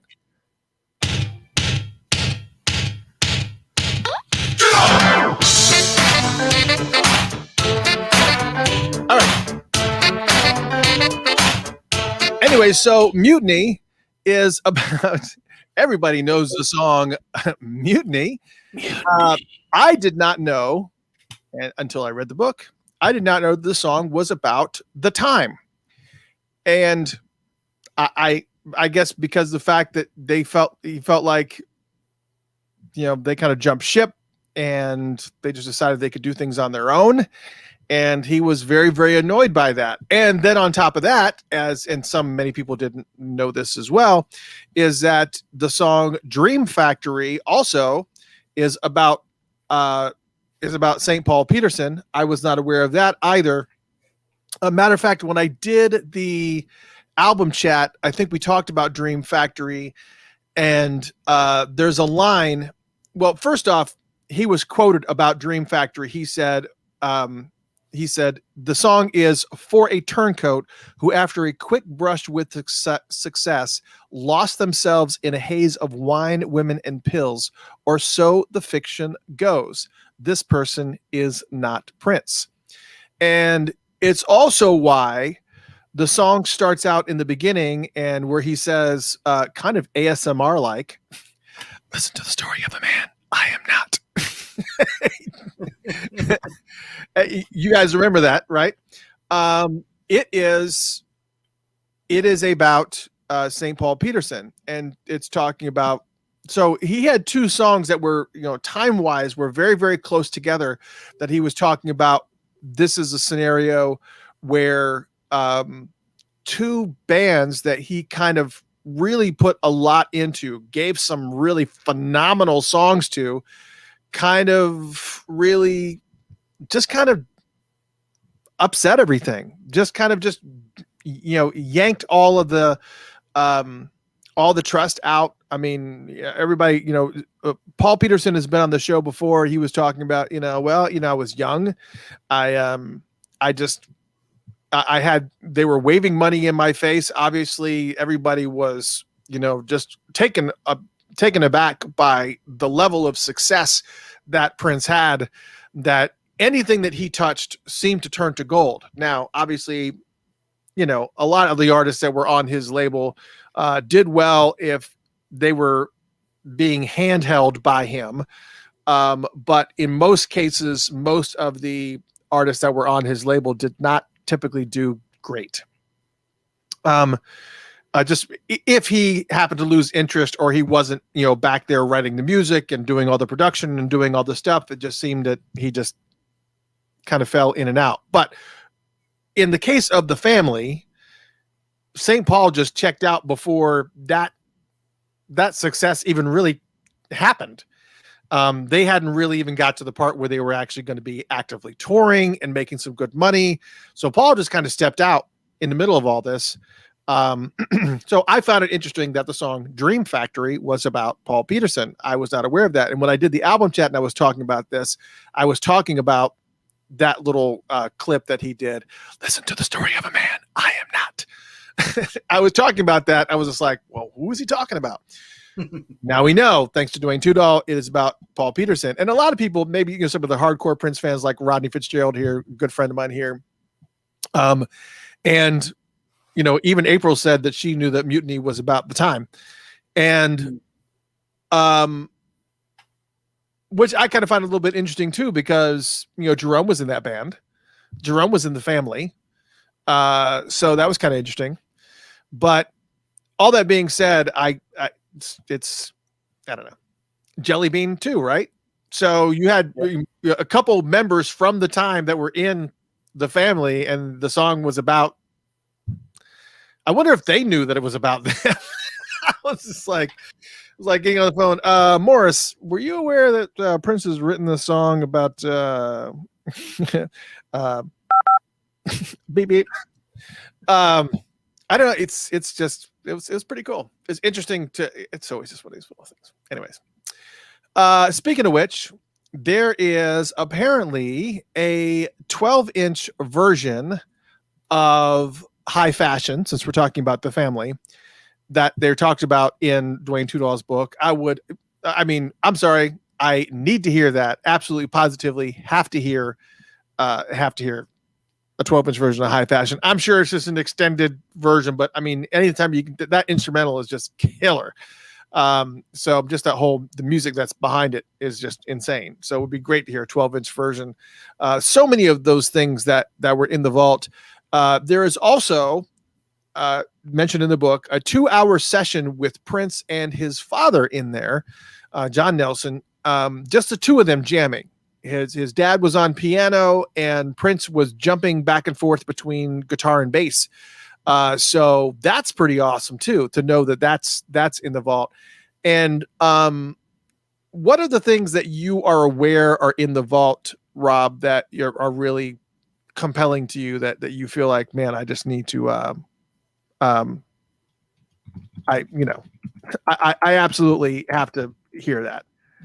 Anything in particular? This will be one of the ones. I mean, I would love to hear anything that he did with his father. I mean, that sounds awesome to me.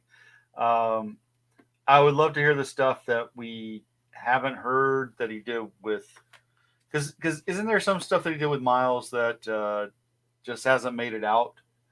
Miles Davis.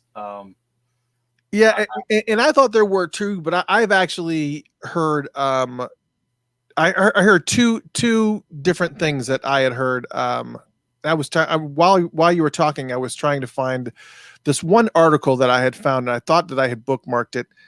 Of somebody had listed some things that are in the vault, I guess, that had been divulged from somebody, and I was trying to find that article because it's insane. Because because it was talking about all this music that was in there that we had. I wish I still had that. Wish I still had that article in front of me. I meant to grab that before we started the show, but it was talking about the fact that, you know, all the work that he did with Dave Pirner from Soul Asylum, that's trapped in the vault. There's like 4 or 5 albums from Soul Asylum. It's just Dave Pirner and Prince jamming in the studio. And there's like 4 or 5 albums that Brian says the long version of High Fashion is on YouTube. We're gonna have to check that out. Is it live? Because if it's live, I may have that. Yeah, Brian, why don't you shoot me that link if you can find it, because I don't know that I have that on there. I'll add it to the rotation for sure. The other thing too was the album from Sheena Easton. The album from Sheena Easton was also on there, the one that she was going off of the success of Sugar Walls, and she said, yeah, let's do more of this. Did a whole entire album of it, and it was just put in the vault. There was some work with him and Joni Mitchell that's in there. There was, gosh, I wish you could find that article. It was like a long list of things that are in the vault. And being as big a Joni Mitchell fan as I am, I would love to hear that. Yeah, I mean, there's so many things in there. So yeah, it is what it is. So again, so super cool. Let's see. What else? Okay, yeah, I'll stop. That song, You Gotta Shake Something. You remember that song, You Gotta Shake Something? I don't know if you guys, it is an unreleased track. It is an unreleased track. For those of you who do not know the song, You Gotta Shake Something, this is what it is. You are listening to WOOL, your alternative music station. If you decide to get in a key, it's E flat. Crazy. Here's the brand new one by The Flash. You got to shake something. All right, now here's what's interesting about that. Is that radio announcer that you just heard is Eric Leeds. I did not know that. Because okay. First off, it doesn't sound like Eric Leeds. It doesn't. But it doesn't sound like Eric Leeds.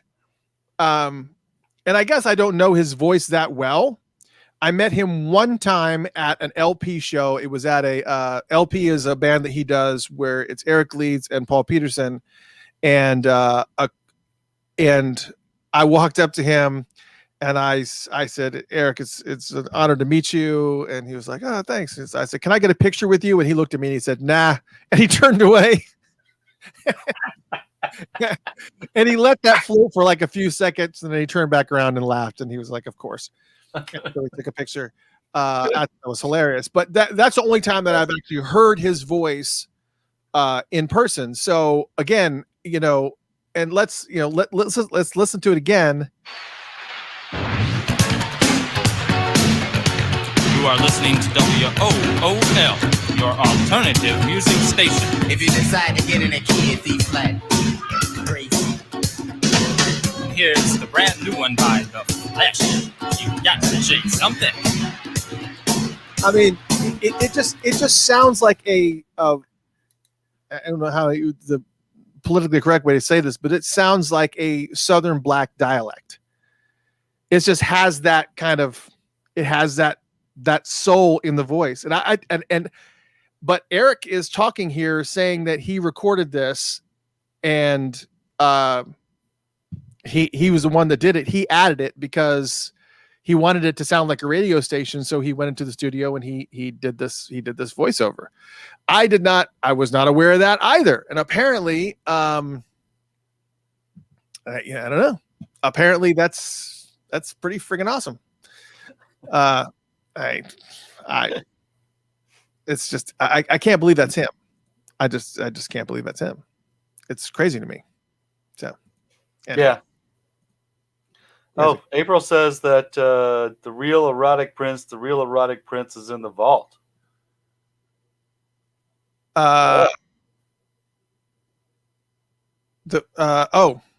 You know, I also heard that there was some adult footage that was in the vault also, that adult video footage that was in there of some exploits and whatnot, including some stuff, Kim Basinger stuff. I would probably guess that that's never going to see the light of day. That I that's a pretty strong guess. That's never going to see the light of day. I'd watch it. I'd watch it. Why the hell? You kind of have to, don't you? I mean, like, Yeah, you have to. You have to. if it shows up and you're a Prince fan, you're gonna be like, yeah, I need to know. It's kind of like the Paris Hilton videos. Like, really? Okay, I'll watch. Or Kim Kardashian video. You're like, okay, I'll watch. I'll watch. All right. Okay. I haven't seen any of the Kim Kardashian things. Mei Ling says, I hope I'm not in there. Nice. Maybe, dear. Maybe. Research. Again, if you want to get on the phone with us, you want to ask us any questions, you want to talk about anything we're talking about here, you want to talk about ASMR, you want to talk about anything at all. What? ASMR. Yeah, anything. Oh, I always want to talk about ASMR.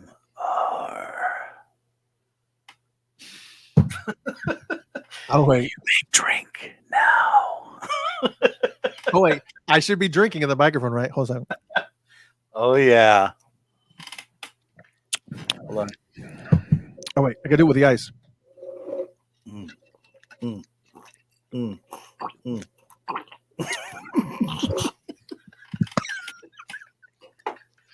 All right, enough. Just the very mention of the word of the acronym ASMR sends us down this horrible spiral death hole. Anyways, the other thing too is that there's these really cool instrumentals and whatnot. G flat. That's what I want to hear. This is Groove in G flat minor that you're hearing in the background.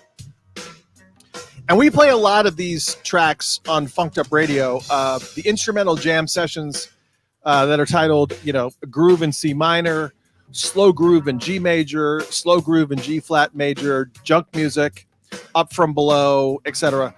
Lots of great instrumental tracks that some people may have heard. That again, this is what you're hearing right here is Groove in G flat major. That's what we're playing right now. That's really you were talking about in the vault stuff that you'd like to hear. Yes. When you and I went to Paisley Park and they took us into the studio and they played some stuff that he'd been working on. That's the stuff I really want to hear. I really want to hear the instrumentals, the stuff he was working on, the stuff that created the actual end result of the song. This groove stuff is one of those things. The stuff that he did with the Third Eye Girl. Third Eye Girl. Yeah, I mean, that stuff like Menstrual Cycle and Octopus Heart and all those tracks. Even some of the jam sessions where there's actual vocals and stuff like Chapter and Verse and those things. That stuff is friggin' amazing. And I would love. Is there anything from the Rainbow Children era that you're aware of?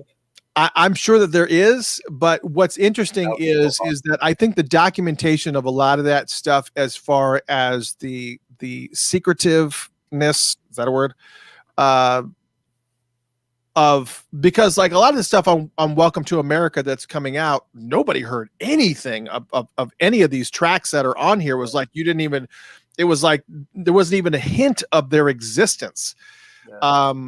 Whereas when you look at the material, especially from the 80s, it seemed like there was less of a padlock on a lot of this material that just happened to get out in a wide variety of places. And it's pretty shocking how there's so much music that kind of came out, and it's actually kind of a little bit surprising too. Like for instance, we were talking about where was that? Neurotic Lover's Bedroom. I know whenever I play that, people are like, what the heck is that? And what's surprising is that was a super early song. This is a song, Neurotic Lover's Bedroom is a song from the 70s.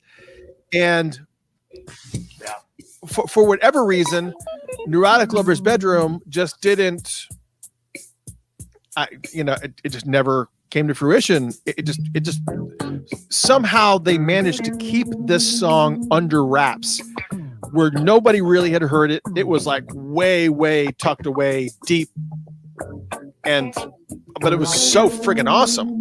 I mean, this is an amazing freaking song. I mean, it's probably one of my favorite Prince songs. It's just welcome to the Neurotic Lover's Bedroom, baby, where just about anything can happen. Multifaceted sex devices blow your mind from every angle.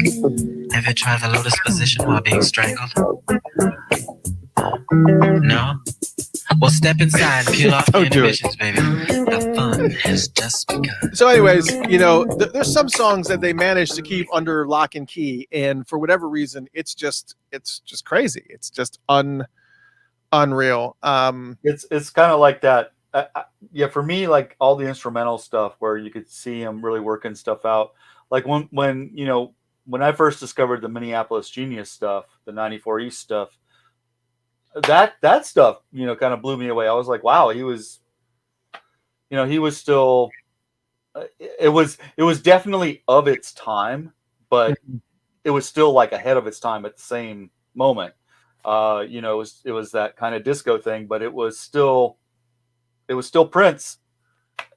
But yeah, that Neurotic Lover's Bedroom, you're right. That is kick-ass stuff. It's just, it's unreal. But as Arlene says, so funky. Yeah. And what was interesting about all those songs that, and we as I said, we had played that slow groove in G flat major, but groove in C minor, slow groove in G major, slow groove in G flat major, junk music, Up From Below, all those instrumental tracks. What I did not know is that all of those songs were recorded in one day. That's insane. In one day on January 5th, 1986. It's just insane. Junk Music is the longest song that I think was ever done by Prince. It runs 67 minutes and 37 seconds. He's obviously had longer jam sessions and whatnot, but as far as unreleased material that is out there in the ether as songs, it's the longest song that I know about anyways. I don't think there's any other songs that he does that's longer than that. But 67 minutes and 37 seconds. And of course, Eric Leeds did an edit where he kind of took it and edited it down and have highlighted his work. But even that one's like 20 minutes, I think. So it's just, anyways, what's more interesting too is that the reels that they had at the time when they were recording these things, the reels, it was a reel-to-reel machine. And for those who aren't, who are younger in the audience, I don't think we have anybody that's young in our audience. Sorry, I had to keep the phone live. Is that the reels were only they had these reel-to-reel machines where it was just one, it looked like film, and it would roll and go through a thing and go onto an empty spool, and they were only 15 minutes long.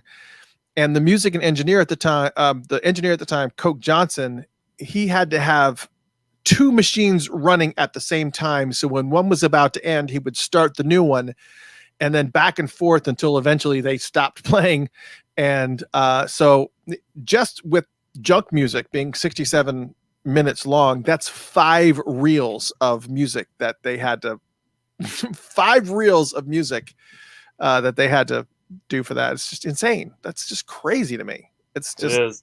Did you ever watch that Bee Gees documentary? Oh, you told me to watch it, and I've been kind of trapped in weird shows. I'm trapped in Sweet Tooth and some other weird show. No, I get it. Sweet Tooth is actually really cool. I haven't watched all of it yet. Yeah, I'm like 3 episodes in. It's cool. Yeah, that's about far I am.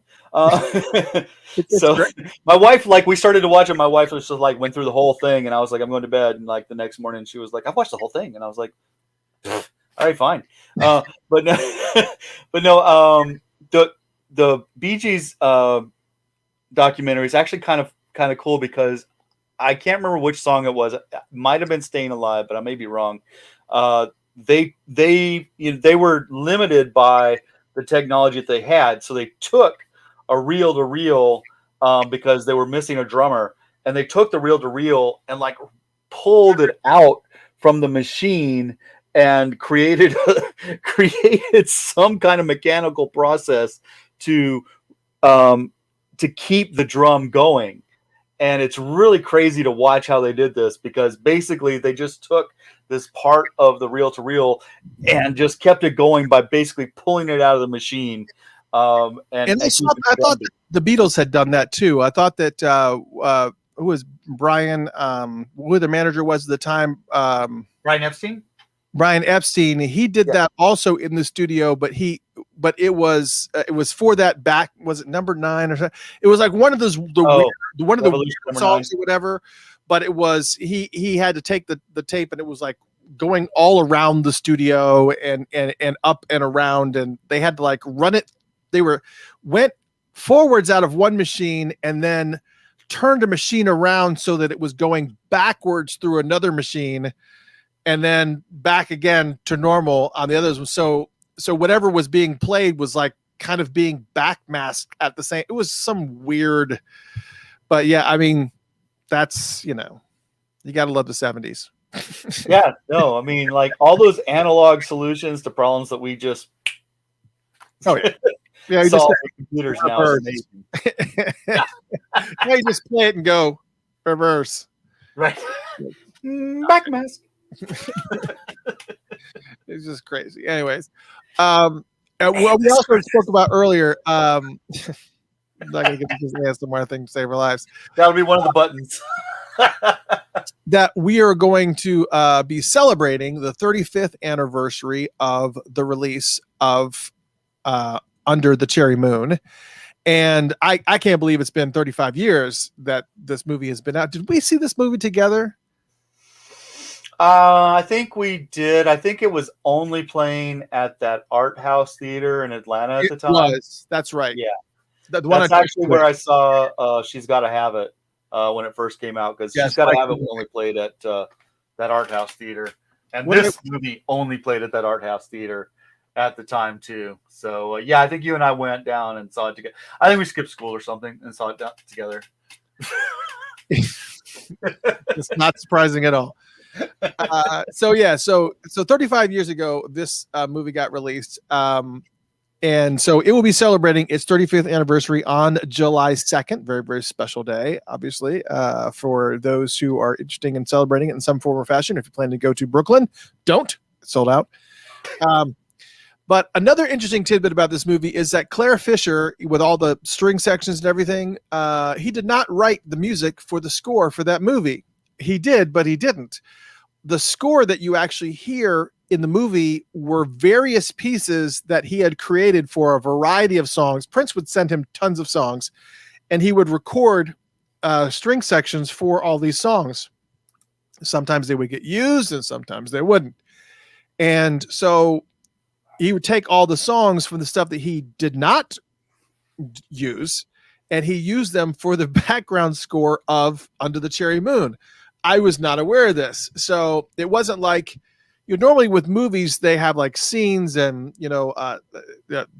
the person that's doing the orchestration kind of watches the scene and then makes decisions about what the mood needs to be and kind of sets a whole entire thing. And that's not what happened at all. Claire said he wished that would have been what have happened, but ultimately Prince just took all the work that he had given him for other songs and he just removed his vocals and removed the other instrumentation, and he created the score for Under the Cherry Moon, piecemeal together from various work that Claire Fisher had done. So I was like, okay, again, that's crazy. I was thinking that if you are going to try to crash the party in Brooklyn, they do recommend that you dress as the people in the movie. So if you're going to crash it, then I recommend going as Kristen Thomas's Kristen Scott Thomas's outfit when she in her first scene in the movie, when she comes out for her birthday party, and she comes out in her birthday suit. Yeah, I would say that would make an impression. Yep, I think I'll let you in. I don't know if it qualifies as attire. However, it did for her. Unless you're overweight. Or in high def. Attire, get it? Never mind. Andre says he wants us to play the Andre says he wants us to play the ASMR video. Actually, Andre checked out. He was like gone for he was like gone for like an hour. It was like after we kind of got him going with that ASMR video, it was like, I'll be back. Gotta check some of this out. What was that I'll name be back again? later. I think he's watching basketball game. Just go to Pornhub and be done with it. I mean, what's the point? It's just like, it's just too much work. Too much work. It's just it's so much better. Yes, you have to imagine it. Also, everybody knows that Prince was kind of a little bit of a health nut, but he was greatly, he had like a lot of health. He just always paid attention to what he was putting in his body, and what I think is really, really funny. Another story that was in here is that he played even though he was paying close attention to everything that he ate and he put in his body, he also knew the effects that we had.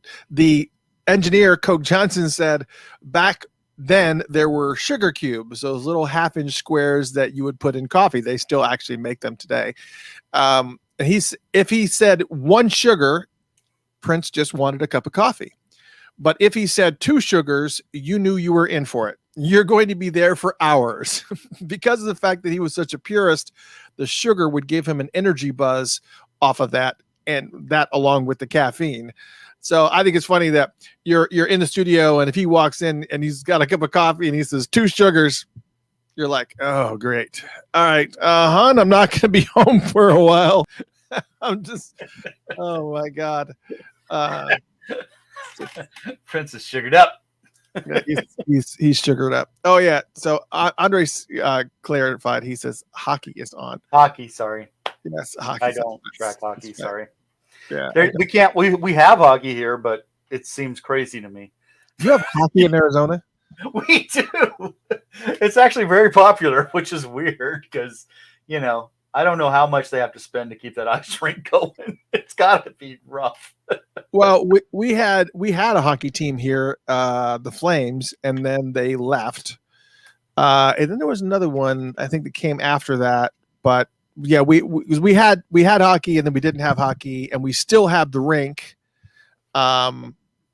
We still have the rink, and they still do. I guess they still do hockey practice there, and they still let people come in and use it publicly and whatnot. So, I think we just get a whole bunch of snowbirds here, and they want it. So they got the money, so they make it happen. Sorry, I was hearing an electric buzz that was getting on my nerves. Was it like this?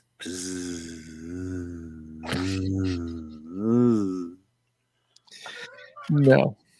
No. Was it like?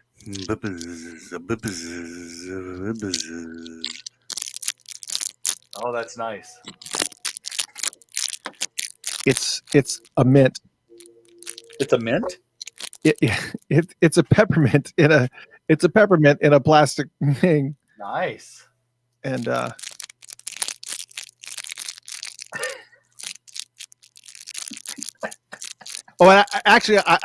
think the true ASMR is going to be me eating it. Okay, so now we're going to eat the mint. I expect a lot of money here.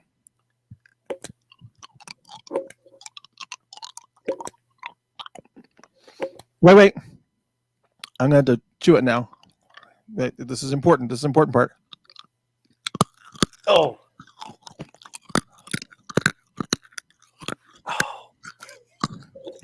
Oh my God, this is so minty. Peppermint. So minty. like joking me. Oh, it's choking me. It's so minty. Choke me with your peppermint. I don't know that we're gonna be able to make much off of ASMR. Just have this feeling. And I don't think we can keep a straight face while we do it. And another news, Funkatopia Live has been canceled by popular request of their fans. Like they wouldn't shut up about the ASMR.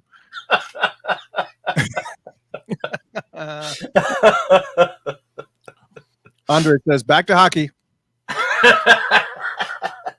Andre, I'm actually surprised. I was very, very surprised that you were not into the right. I thought for sure that when we showed that video of the girl doing the ASMR, I thought for sure. I'm going to fast forward because some of the positioning just kind of makes it even more awkward. Not that doesn't make it any less awkward, but I thought for sure. That's a bubble. I thought for sure. That's a serious bubble. That when Andre saw this, that he was going to be a fan for life. I thought for sure. I thought there's no friggin' way. I thought there's no friggin' way that he's not. He's in. He's in for life. He's in for life. But he was in for life anyway. So lickable microphones. That's so weird. I got this awesome keychain, this Prince symbol keychain. Oh, I think I have that. It's very heavy. Okay, mine's not that heavy. Oh, I gotta. I I have to ASMR. Andre's back to Funktopia. That's very metally. This is the ASMR show. That's metal. Yeah. So, the reason why I was bringing that up is because I was trying to find someplace to hang it. As you can tell, because I had to change my whole entire background because I was like, man, I got to straighten up everything because this camera catches everything. It's like my whole wall. And I had to straighten up everything. And I was just like, where do I hang this? What's the glowing phallic thing in the background? The glowing phallic thing. That is a lava lamp, but for whatever reason, no camera can pick up a lava lamp. I think what it may be, it just made the color red just sets it off where I guess the camera cannot pick up because there's like glass around that. Yeah, I'm looking at it and it looks cool as hell, but on camera it just looks like a red phallic thing. It looks like a big glowing dildo. Sure. I was gonna say something a little bit less like a doggy wonder or something. A doggy wonder? Red rocket. Okay, gotcha. Okay. Jill says in an interview with Lenny Kravitz, Lenny said that he jammed with Prince on numerous songs, but would never say which ones. It was just kind of between them. Comments? Yes, actually. There's something I'd like to hear out of the vault. Well, there are actually a few songs, and just Jesse Johnson experienced the same friggin' thing, because a lot of people don't know that Jesse Johnson, he was actually the one who technically wrote Jungle Love. And like in its entirety. I mean, Jungle Love is pretty much Jesse Johnson's song, and Prince just kind of came and he wrote some lyrics to it. Because even Jesse even had the demo where he wrote the song, the structure of it, everything. But nobody would know that. But here is a song that Lenny Kravitz performed on that nobody knows he was on. How beautiful do the words have to be. The song Dolphin. And a lot of people, obviously he's not singing the lead vocals here. He's just singing the background vocals. So that whole chorus where they're actually singing, okay, he's singing in the chorus. And a lot of people don't know about that.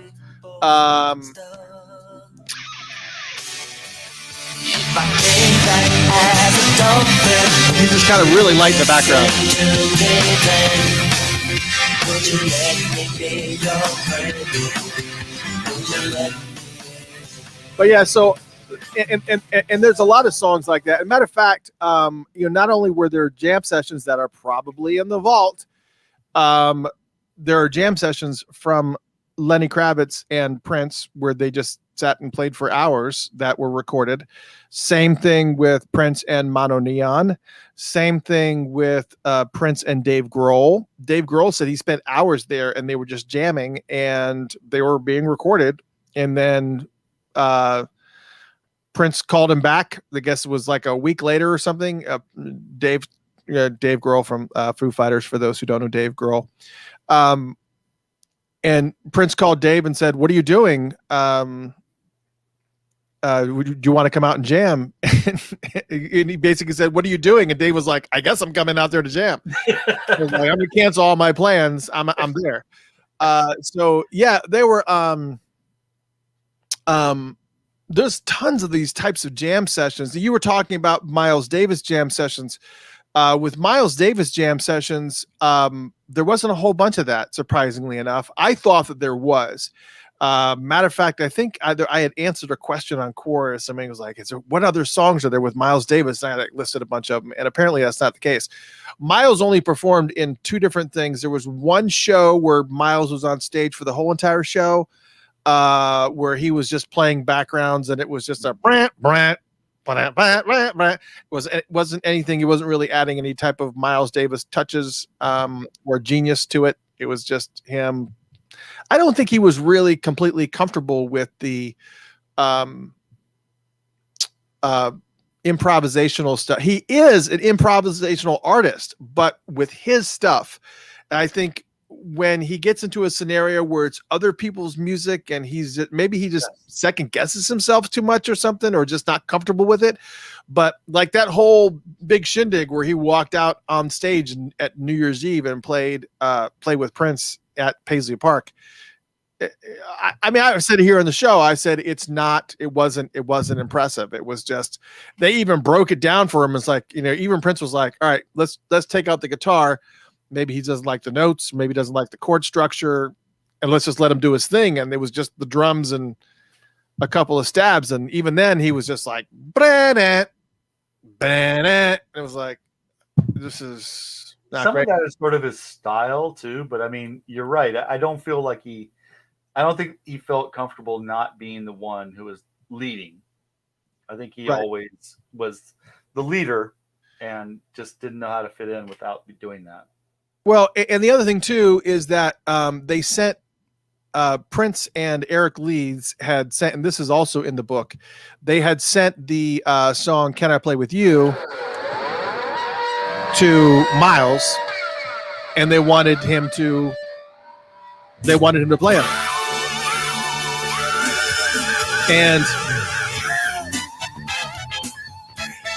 And that's all keyboard horns. That's not even Miles.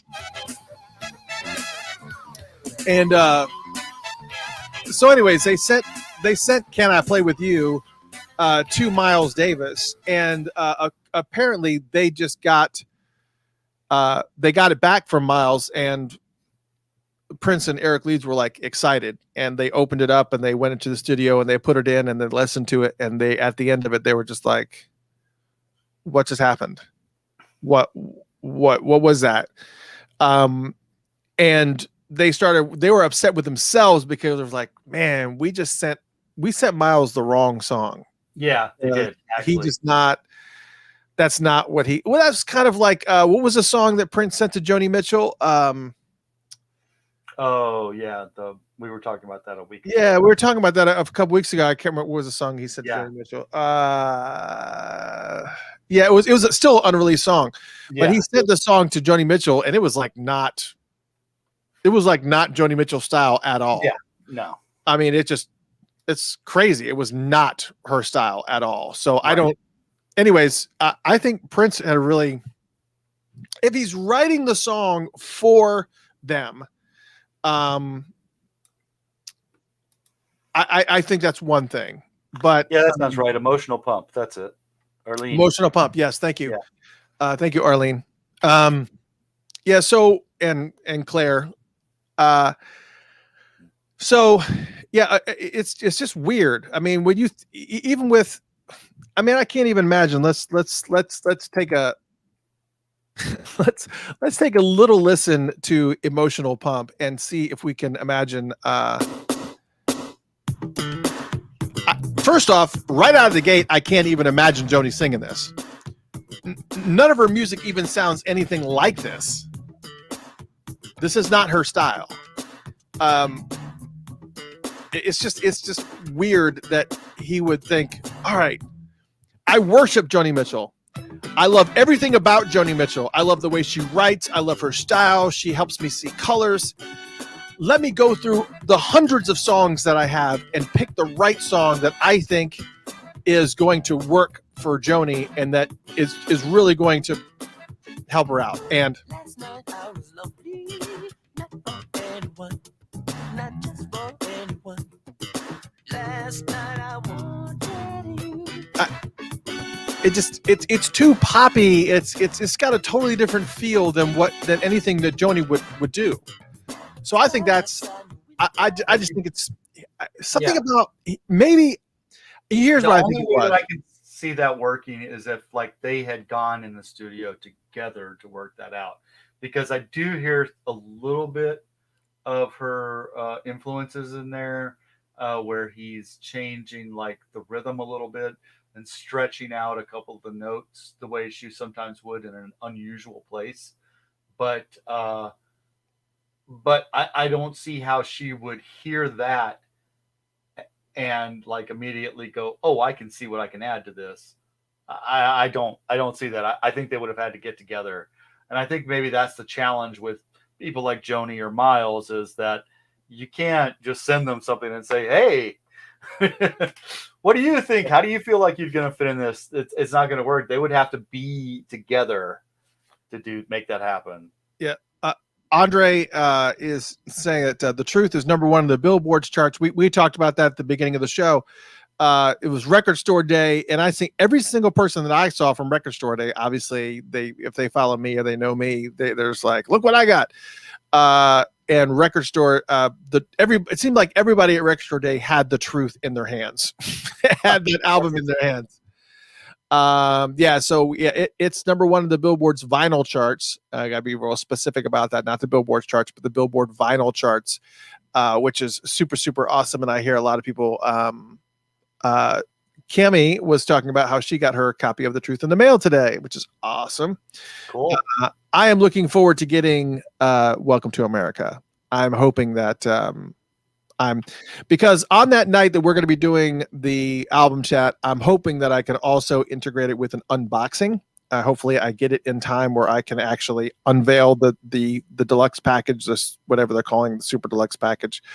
I wanted to get it on CD, but for whatever reason they had like a bunch, but I wanted the backstage pass and I wanted the book and I wanted all those extra things that came with it. So I just splurged and I said, screw it, I'm getting it. So I'm hoping that I'm going to be able to do an unboxing. For those who missed it, we're going to be doing if I have it, we're going to be doing an unboxing and we're going to be doing an album chat for Welcome to America on July 30th. That's not a normal night for us. That's a Friday night. So we will be doing an unboxing and we'll be doing a album chat. And then after the album chat, then we'll be playing the album again in its entirety, but without me talking. So, but I think it'll be just fun. It was something to do. And for those who are in the Arizona area, there is an awesome event that's happening in Arizona. If you would like to meet the one and only Rob Rhythm, he is going to be there at the event in Phoenix, Arizona. That is also July 30th as well. It's between 6 and 10. Is that what the event was? I think that's correct. No, or was it 6? Yeah, I guess. Yeah, between 6 and 10. Arizona time. And what was the name of that place again? Oh crap. You asked me when I wasn't prepared. It is called, and while you're looking that up, Cammie, Jaden just walked in the door. So Jaden's came in to say hello. My daughter Jaden's in the house. She just keeps on growing. Did you just make some more slime? it's a very simple name, Grand Avenue Records. I should have remembered that. Oh my! It's on Grand Avenue. You don't get along. It's like sticky. Oh, it's and it smells bad. No, it doesn't smell bad. It's just all over me. I shouldn't have taken it from you. What does it sound like? Cammy says, "Hi, Jay." What does the slime sound like? It doesn't sound like anything. She can't hear you. But I got to beep again to keep that line. Got to keep that line alive, even though nobody's calling. We got to keep it alive. It's beep. That's sad. Jaden, do not leave this room and call me. Oh, we got an Atlanta caller. Who's on the line? Your daughter. And here's some slime. Cammy says, "What's up with the candles?" We were talking about, she shifted from slime to candles. We're having an issue with the scents staying in the candles. So for whatever reason, I guess it's a real specific type of oil that you have to use with soy candles. So when you actually create soy candles, what happens is that during the cooking process, the oil rises to the top. And depending on the temperature, it's not a real specific temperature, the oil burns off. And it doesn't it doesn't meld with the wax, or it doesn't. Anyways, so we are ordering some specific scents that are designed for soy candles so that we can, because we've made tons of candles. Don't get me wrong. We've made, this is one of the candles here. This is one of the peach ones here. But they just smell like candle wax. It doesn't smell like anything. So we're gonna be playing around with them and trying to because when you get candles, like especially when you go someplace like Bed Bath and Beyond, not that I've ever been there. What's the name of that place? Not Bed Bath and Beyond. What's the name of that place? Bath and Body Works. Yeah, that's it. You go to Bath and Body Works or any of these other places, stop shaking your head. Go away. So you open up those candles and that scent just hits you in the face. And that is not, I mean, we want, if you're going to be getting a candle, we want the scent to be really there. We want it to be really, really present and really, smelling strong. And have you thought about combining the two and making slime candles? Do you hear buzzing? Yes. So you hear slime candles. Slime candles. Yeah, we hear you. Hold on a second. We're trying to locate a buzz that we have on the. We have a buzz right now. We don't know where it's coming from. Yeah. I don't know where it's coming from. I don't know if you guys hear a buzz or not, but anyways, yeah. So we'll not hear a buzz. You're correct about that, Andre. It's part of the ASMR experience. I think it's just this cord for the phone. Anyways, so we're working on the we're working on the candles, but we're not like, it's not like priority. So it's just, we're working on it. It's fast. Jeff was. Buzz. You haven't been watching this broadcast, have you? You have been watching the broadcast? God.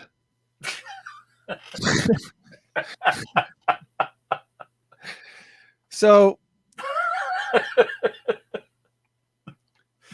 okay. There's career choices. And there's non-career choices. I don't want you to ever make. As Chris Rock said, my goal in life is to keep you off the pole.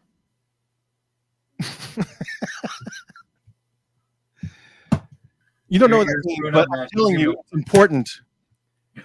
You are amazing. What are you going to do for a living? Make slime candles. Rob says make slime candles. They'll be awesome. Are you kidding? Can you imagine having slime that's on fire while you're messing with it? Yeah, so cool. Makes sense, right? Jeff, it will all make sense later. It will. Yeah, we were talking about ASMR. And I thought I was about to learn something. No, we're not learning anything. My kids are adults now, so it doesn't matter. They're gonna screw up their lives however they want to do it, and I can't do anything about it. That's right. But anyways, so that's all that. I haven't been paying attention at all to. And let me tell you this: if you are on, thank you all these folks that are following us now on Mixcloud. Thank you so much, because the we can start playing music. Yes, thank you to Dolly Gonzalez. Thank you to WTF925. Thank you to Stacy Boyd, Jeff Page. Thank you, and yeah, MTag. All you fine folks that are following us on Mixcloud right now. This is awesome. We are going to be doing a show next week that is going to be probably primarily on Mixcloud because it's going to be lots of music. And we just have to, because YouTube will shut us off and Facebook will shut us off. So we want to play lots of music, and that's more important than anything. But so we're gonna have a bunch of music for you next week. It's gonna be fun. A bunch of new artists that probably you've never heard. Let me go into the folder here and kind of give you an idea. Taste? Huh? Well, no, I was in. Maybe I could give a taste. I don't know. Let me see.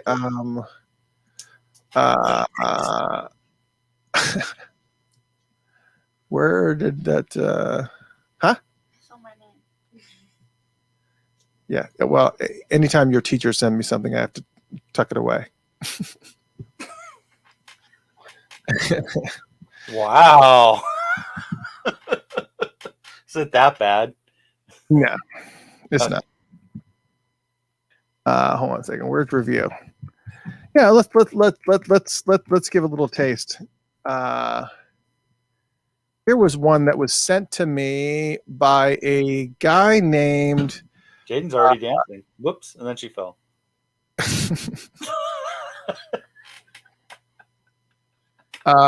It's a guy named Robert Harper. And I don't know anything about him. I have not pre-listened to the song or anything, but we're going to listen together today, right now. This guy's named Robert Harper, and the name of the song is called All About That Funk, and it's a brand new song, and here's a taste of that.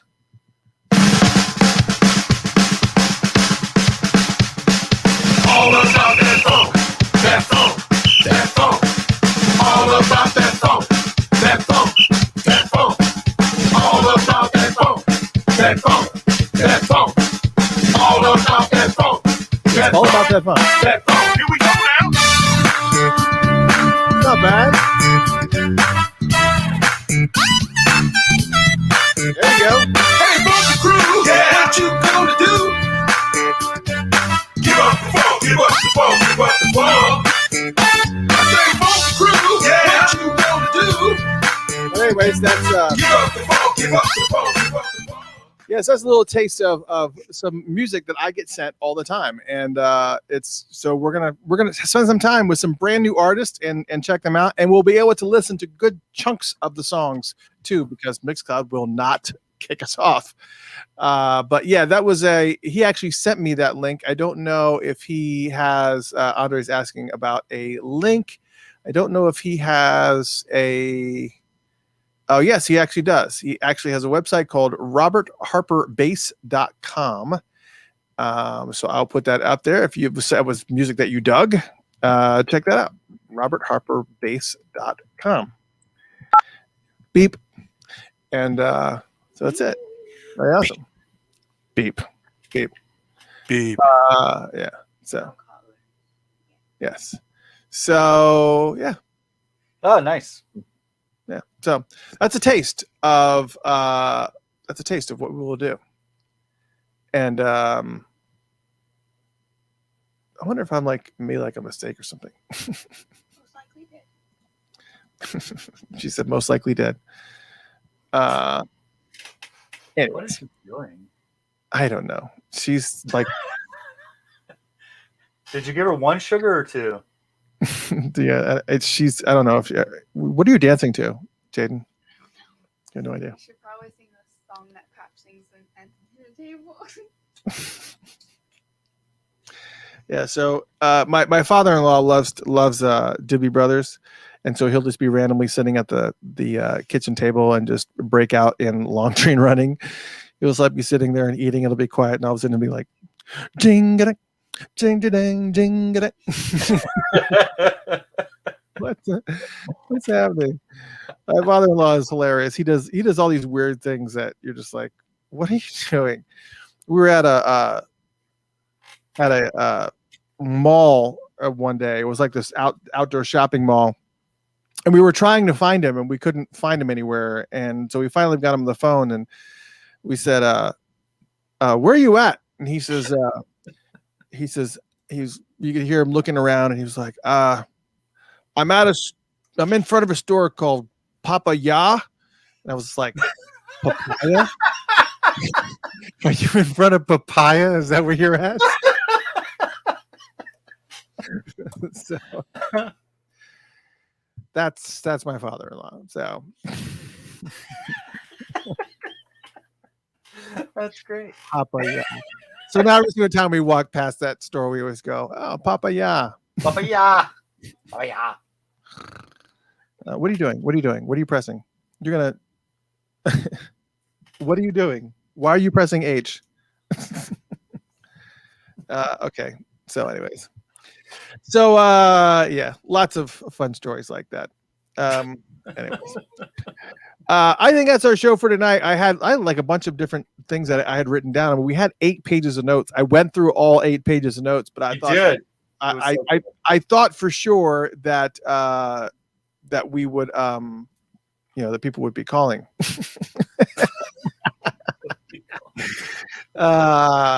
So it is what it is. They were afraid. They were. Want us to talk to them like this. I think we scared everybody off. We scared everybody off with the thing.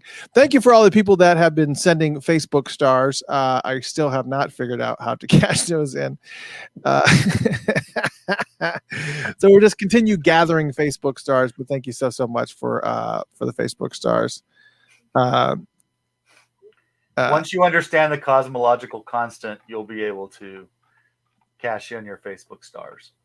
Right, exactly. So we will close with this. We will close with the ASMR ice buffet.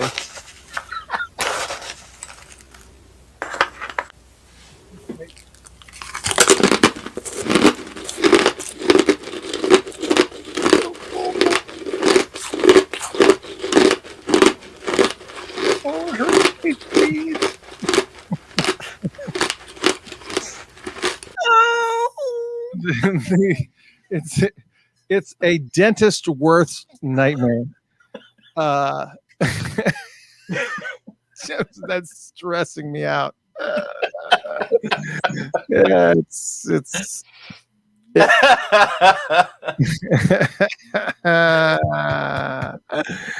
right, everybody. Thank you guys for tuning in. This has been Funkatopia Live. Next week we're going to be doing a special show. We'll do a new music show because we need to look at the calendar here. Next week is the 29th, and then we only have 2 more shows, and then we're going to be taking a break. We're going to take a break on the week of the 13th. I will be taking a break because I will be out of town, so I will not be able to do it. And we've also kind of been talking about, I haven't really talked to Rob about it, but I've been thinking about the possibility of just kind of doing these shows just kind of randomly. I know Funkenberry does his show just kind of randomly, just like doesn't do it every Wednesday. He just kind of just sometimes is like, hey, it's a Saturday, I'm going to do a show. I'm thinking maybe that might be the way to go. It kind of affects continuity. I don't know, but Jaden's just dancing away back there. Dancing with him. All right, we're dancing. So anyways, Jeff says, so you need to create a flash mob mentality. Andre says no. Andre is a creature of habit, so he's absolutely positively. But Jeff thinks it's a great idea. Why, Andre? Why are you so hip on me doing a show? I don't know.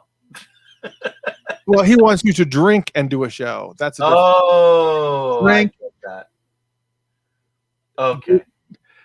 I gotta say that night that show that we did a few months ago when we were drinking and it got like out of control. When we were doing a shot every single time we said something, I can't remember what it was. It wasn't Prince. It was something else. It was something specifically. Okay. She says it was Prince because she was sitting here watching me. She was like, "You were drunk." So anyways, out of control. That's scary. Okay. Yeah, exactly. So to recap on things that are going on this weekend, we will be doing an all Prince weekend. We're going to have Lynette says play Prince all weekend, please. Okay. We will be doing that. We'll be having a all Prince weekend. We'll be talking about next Tuesday. I'll have some more tips, more awesome things for you. Prince tidbits. We'll have more of that, and we'll be doing new music, and it may be a Mixcloud only show. These two, this one and this guy over here. There you go. So all weekend we'll be doing Prince, and then that'll be next Tuesday, and then after that we will be doing I'm not sure what we're going to be doing that after that, but it's going to be fun no matter what it is. What was you know what I forgot to tell you guys this too. Be sure that you this weekend actually I'm just going to surprise you this weekend. I'm just going to do that because there is something that happens this weekend. That is another anniversary that you guys may or may not know or be aware of, but it is going to be the anniversary of the release of Purple Rain. Oh, wow. I know. I said I was going to keep it a surprise and I ruined it. But it's okay. We're going to be playing at some point in time on that is it Friday or Saturday that happens? I will be doing, I'm going to double check. I believe it may actually be the Friday. I'm going to be doing I'm pretty sure maybe it's the 25th. It's the 25th. So on that Friday, we will be playing Purple Rain. We'll be playing tracks from Purple Rain.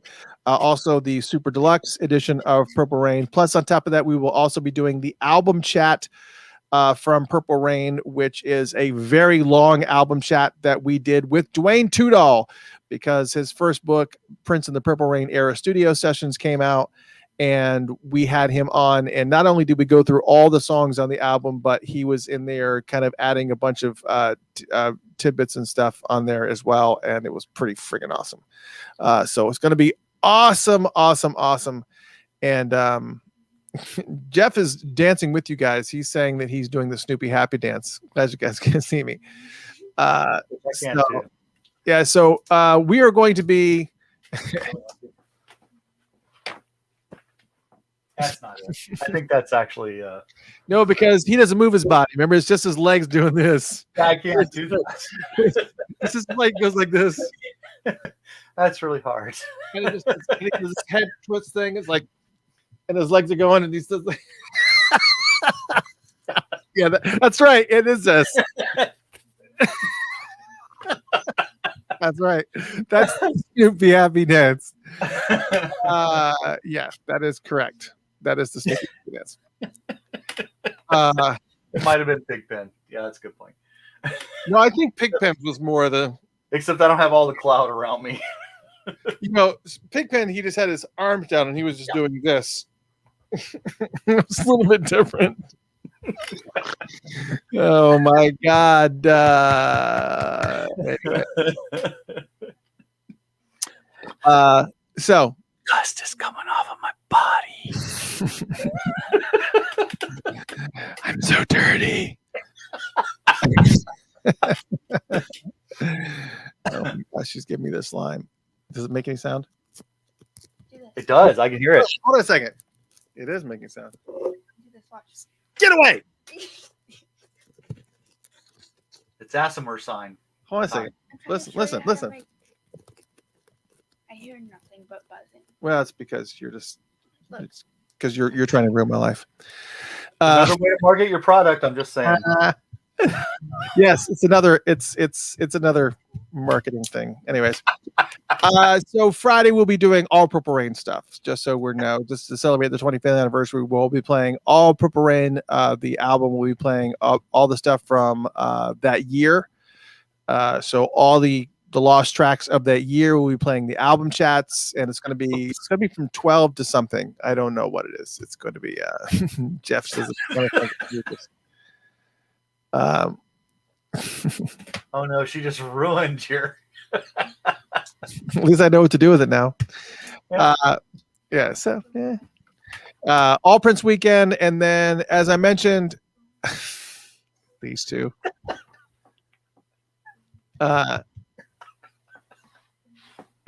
She's dancing with Horton the elephant.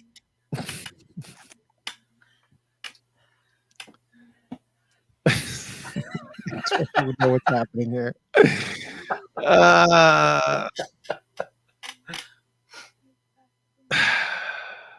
Anyway, I lost my train of thought. July 30th, join Rob at, did you ever find the name of that record store? Grand something? I thought I'd said that. It was Grand Avenue Records. Yeah. Grand Avenue Records, July 30th from 6 to 10. If you're in the Arizona area in Phoenix, go there because Rob Rhythm. I'm not going to be there. My name is Wob Witham. I think maybe we need to do a whole show in character, some character. No, I think it's a bad idea. I think it's a good idea. Really bad idea. I think it'd be awesome. And that's like a dance. I think we do a whole show of character.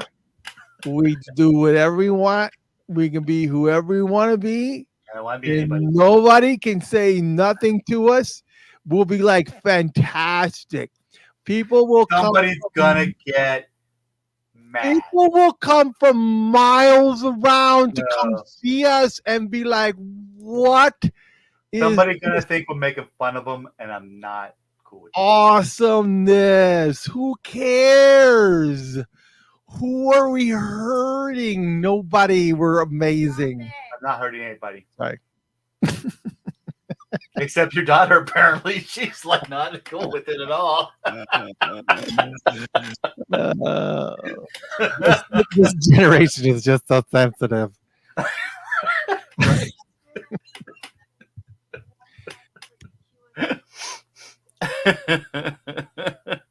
Yes, at the Recasto in Phoenix. That's right.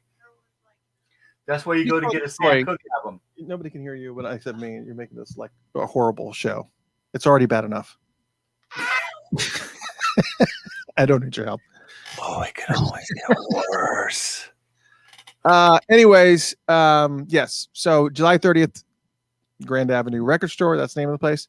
Yes. 6 to 10 on July 30th for the Welcome to America listening party. If you're want to check out the Prince album, and I'm sure that you can buy the album too. They're also going to be handing out enamel pins there, which I'm very jealous of. You have to show off the enamel pin for me. If there's, Actually, you can check out their website. They've got some cool stuff like that already that they've done. If there's some way that you can get a hold of an extra enamel pin, that'd be awesome. Yeah, all right. I'll remember that next time I'm somewhere. Somebody got that, hoodie that nobody told me anything about. You were right there, and I even showed it to you. Are you serious right now? I was like, "Look at this." You were like, "Meh," and you walked away. And then we get back to the hotel, and you're like, "It was all my fault." You're right. It's an awesome hoodie. What's funny is I showed it to you, and then you thought it was so cool, and then I walked away. That's what's really bad. Okay, all right. And then of course, got it. I'm there. And then we do some cool stuff on Funkatopia as well. We'll be doing the album chat for Welcome to America. Plus, on top of that, playing the Welcome to America in its entirety. And maybe we'll have some special guests for our album chat. I've got between now and July 30th to work it out. It'd be friggin' awesome if we can get some people online to chat about it. Maybe I can get Morris Hayes or Liv Warfield or Shelby J on the show. Cool. Who knows? No, Sheila didn't have anything to do with it. But it's okay. Sheila Early might. That's all. Sheila Early. I can't believe they did that. That's pretty messed up. I know. I was so pissed. I'm sure she's great, but she's not Sheila E. Let me go ahead and just say that there's going to be a lot of people that are ticked off. I'm glad I checked into it further because I was gonna go. I was there. Yeah, it's like you're probably asking, why is she playing with them? What a weird combo. Yeah, she's reaching out. She's expanding her horizons. Anyways. All right, everybody. Good night. Thank you guys for tuning in. We'll play some awesome music for you. Maybe we'll play a little bit of Neurotic Lover's Bedroom and then whatever else. Good night, everyone. Hope you had a fantastic time. And, it is what it is. My weird little elephant thing. Everybody, get your life back. Thank you.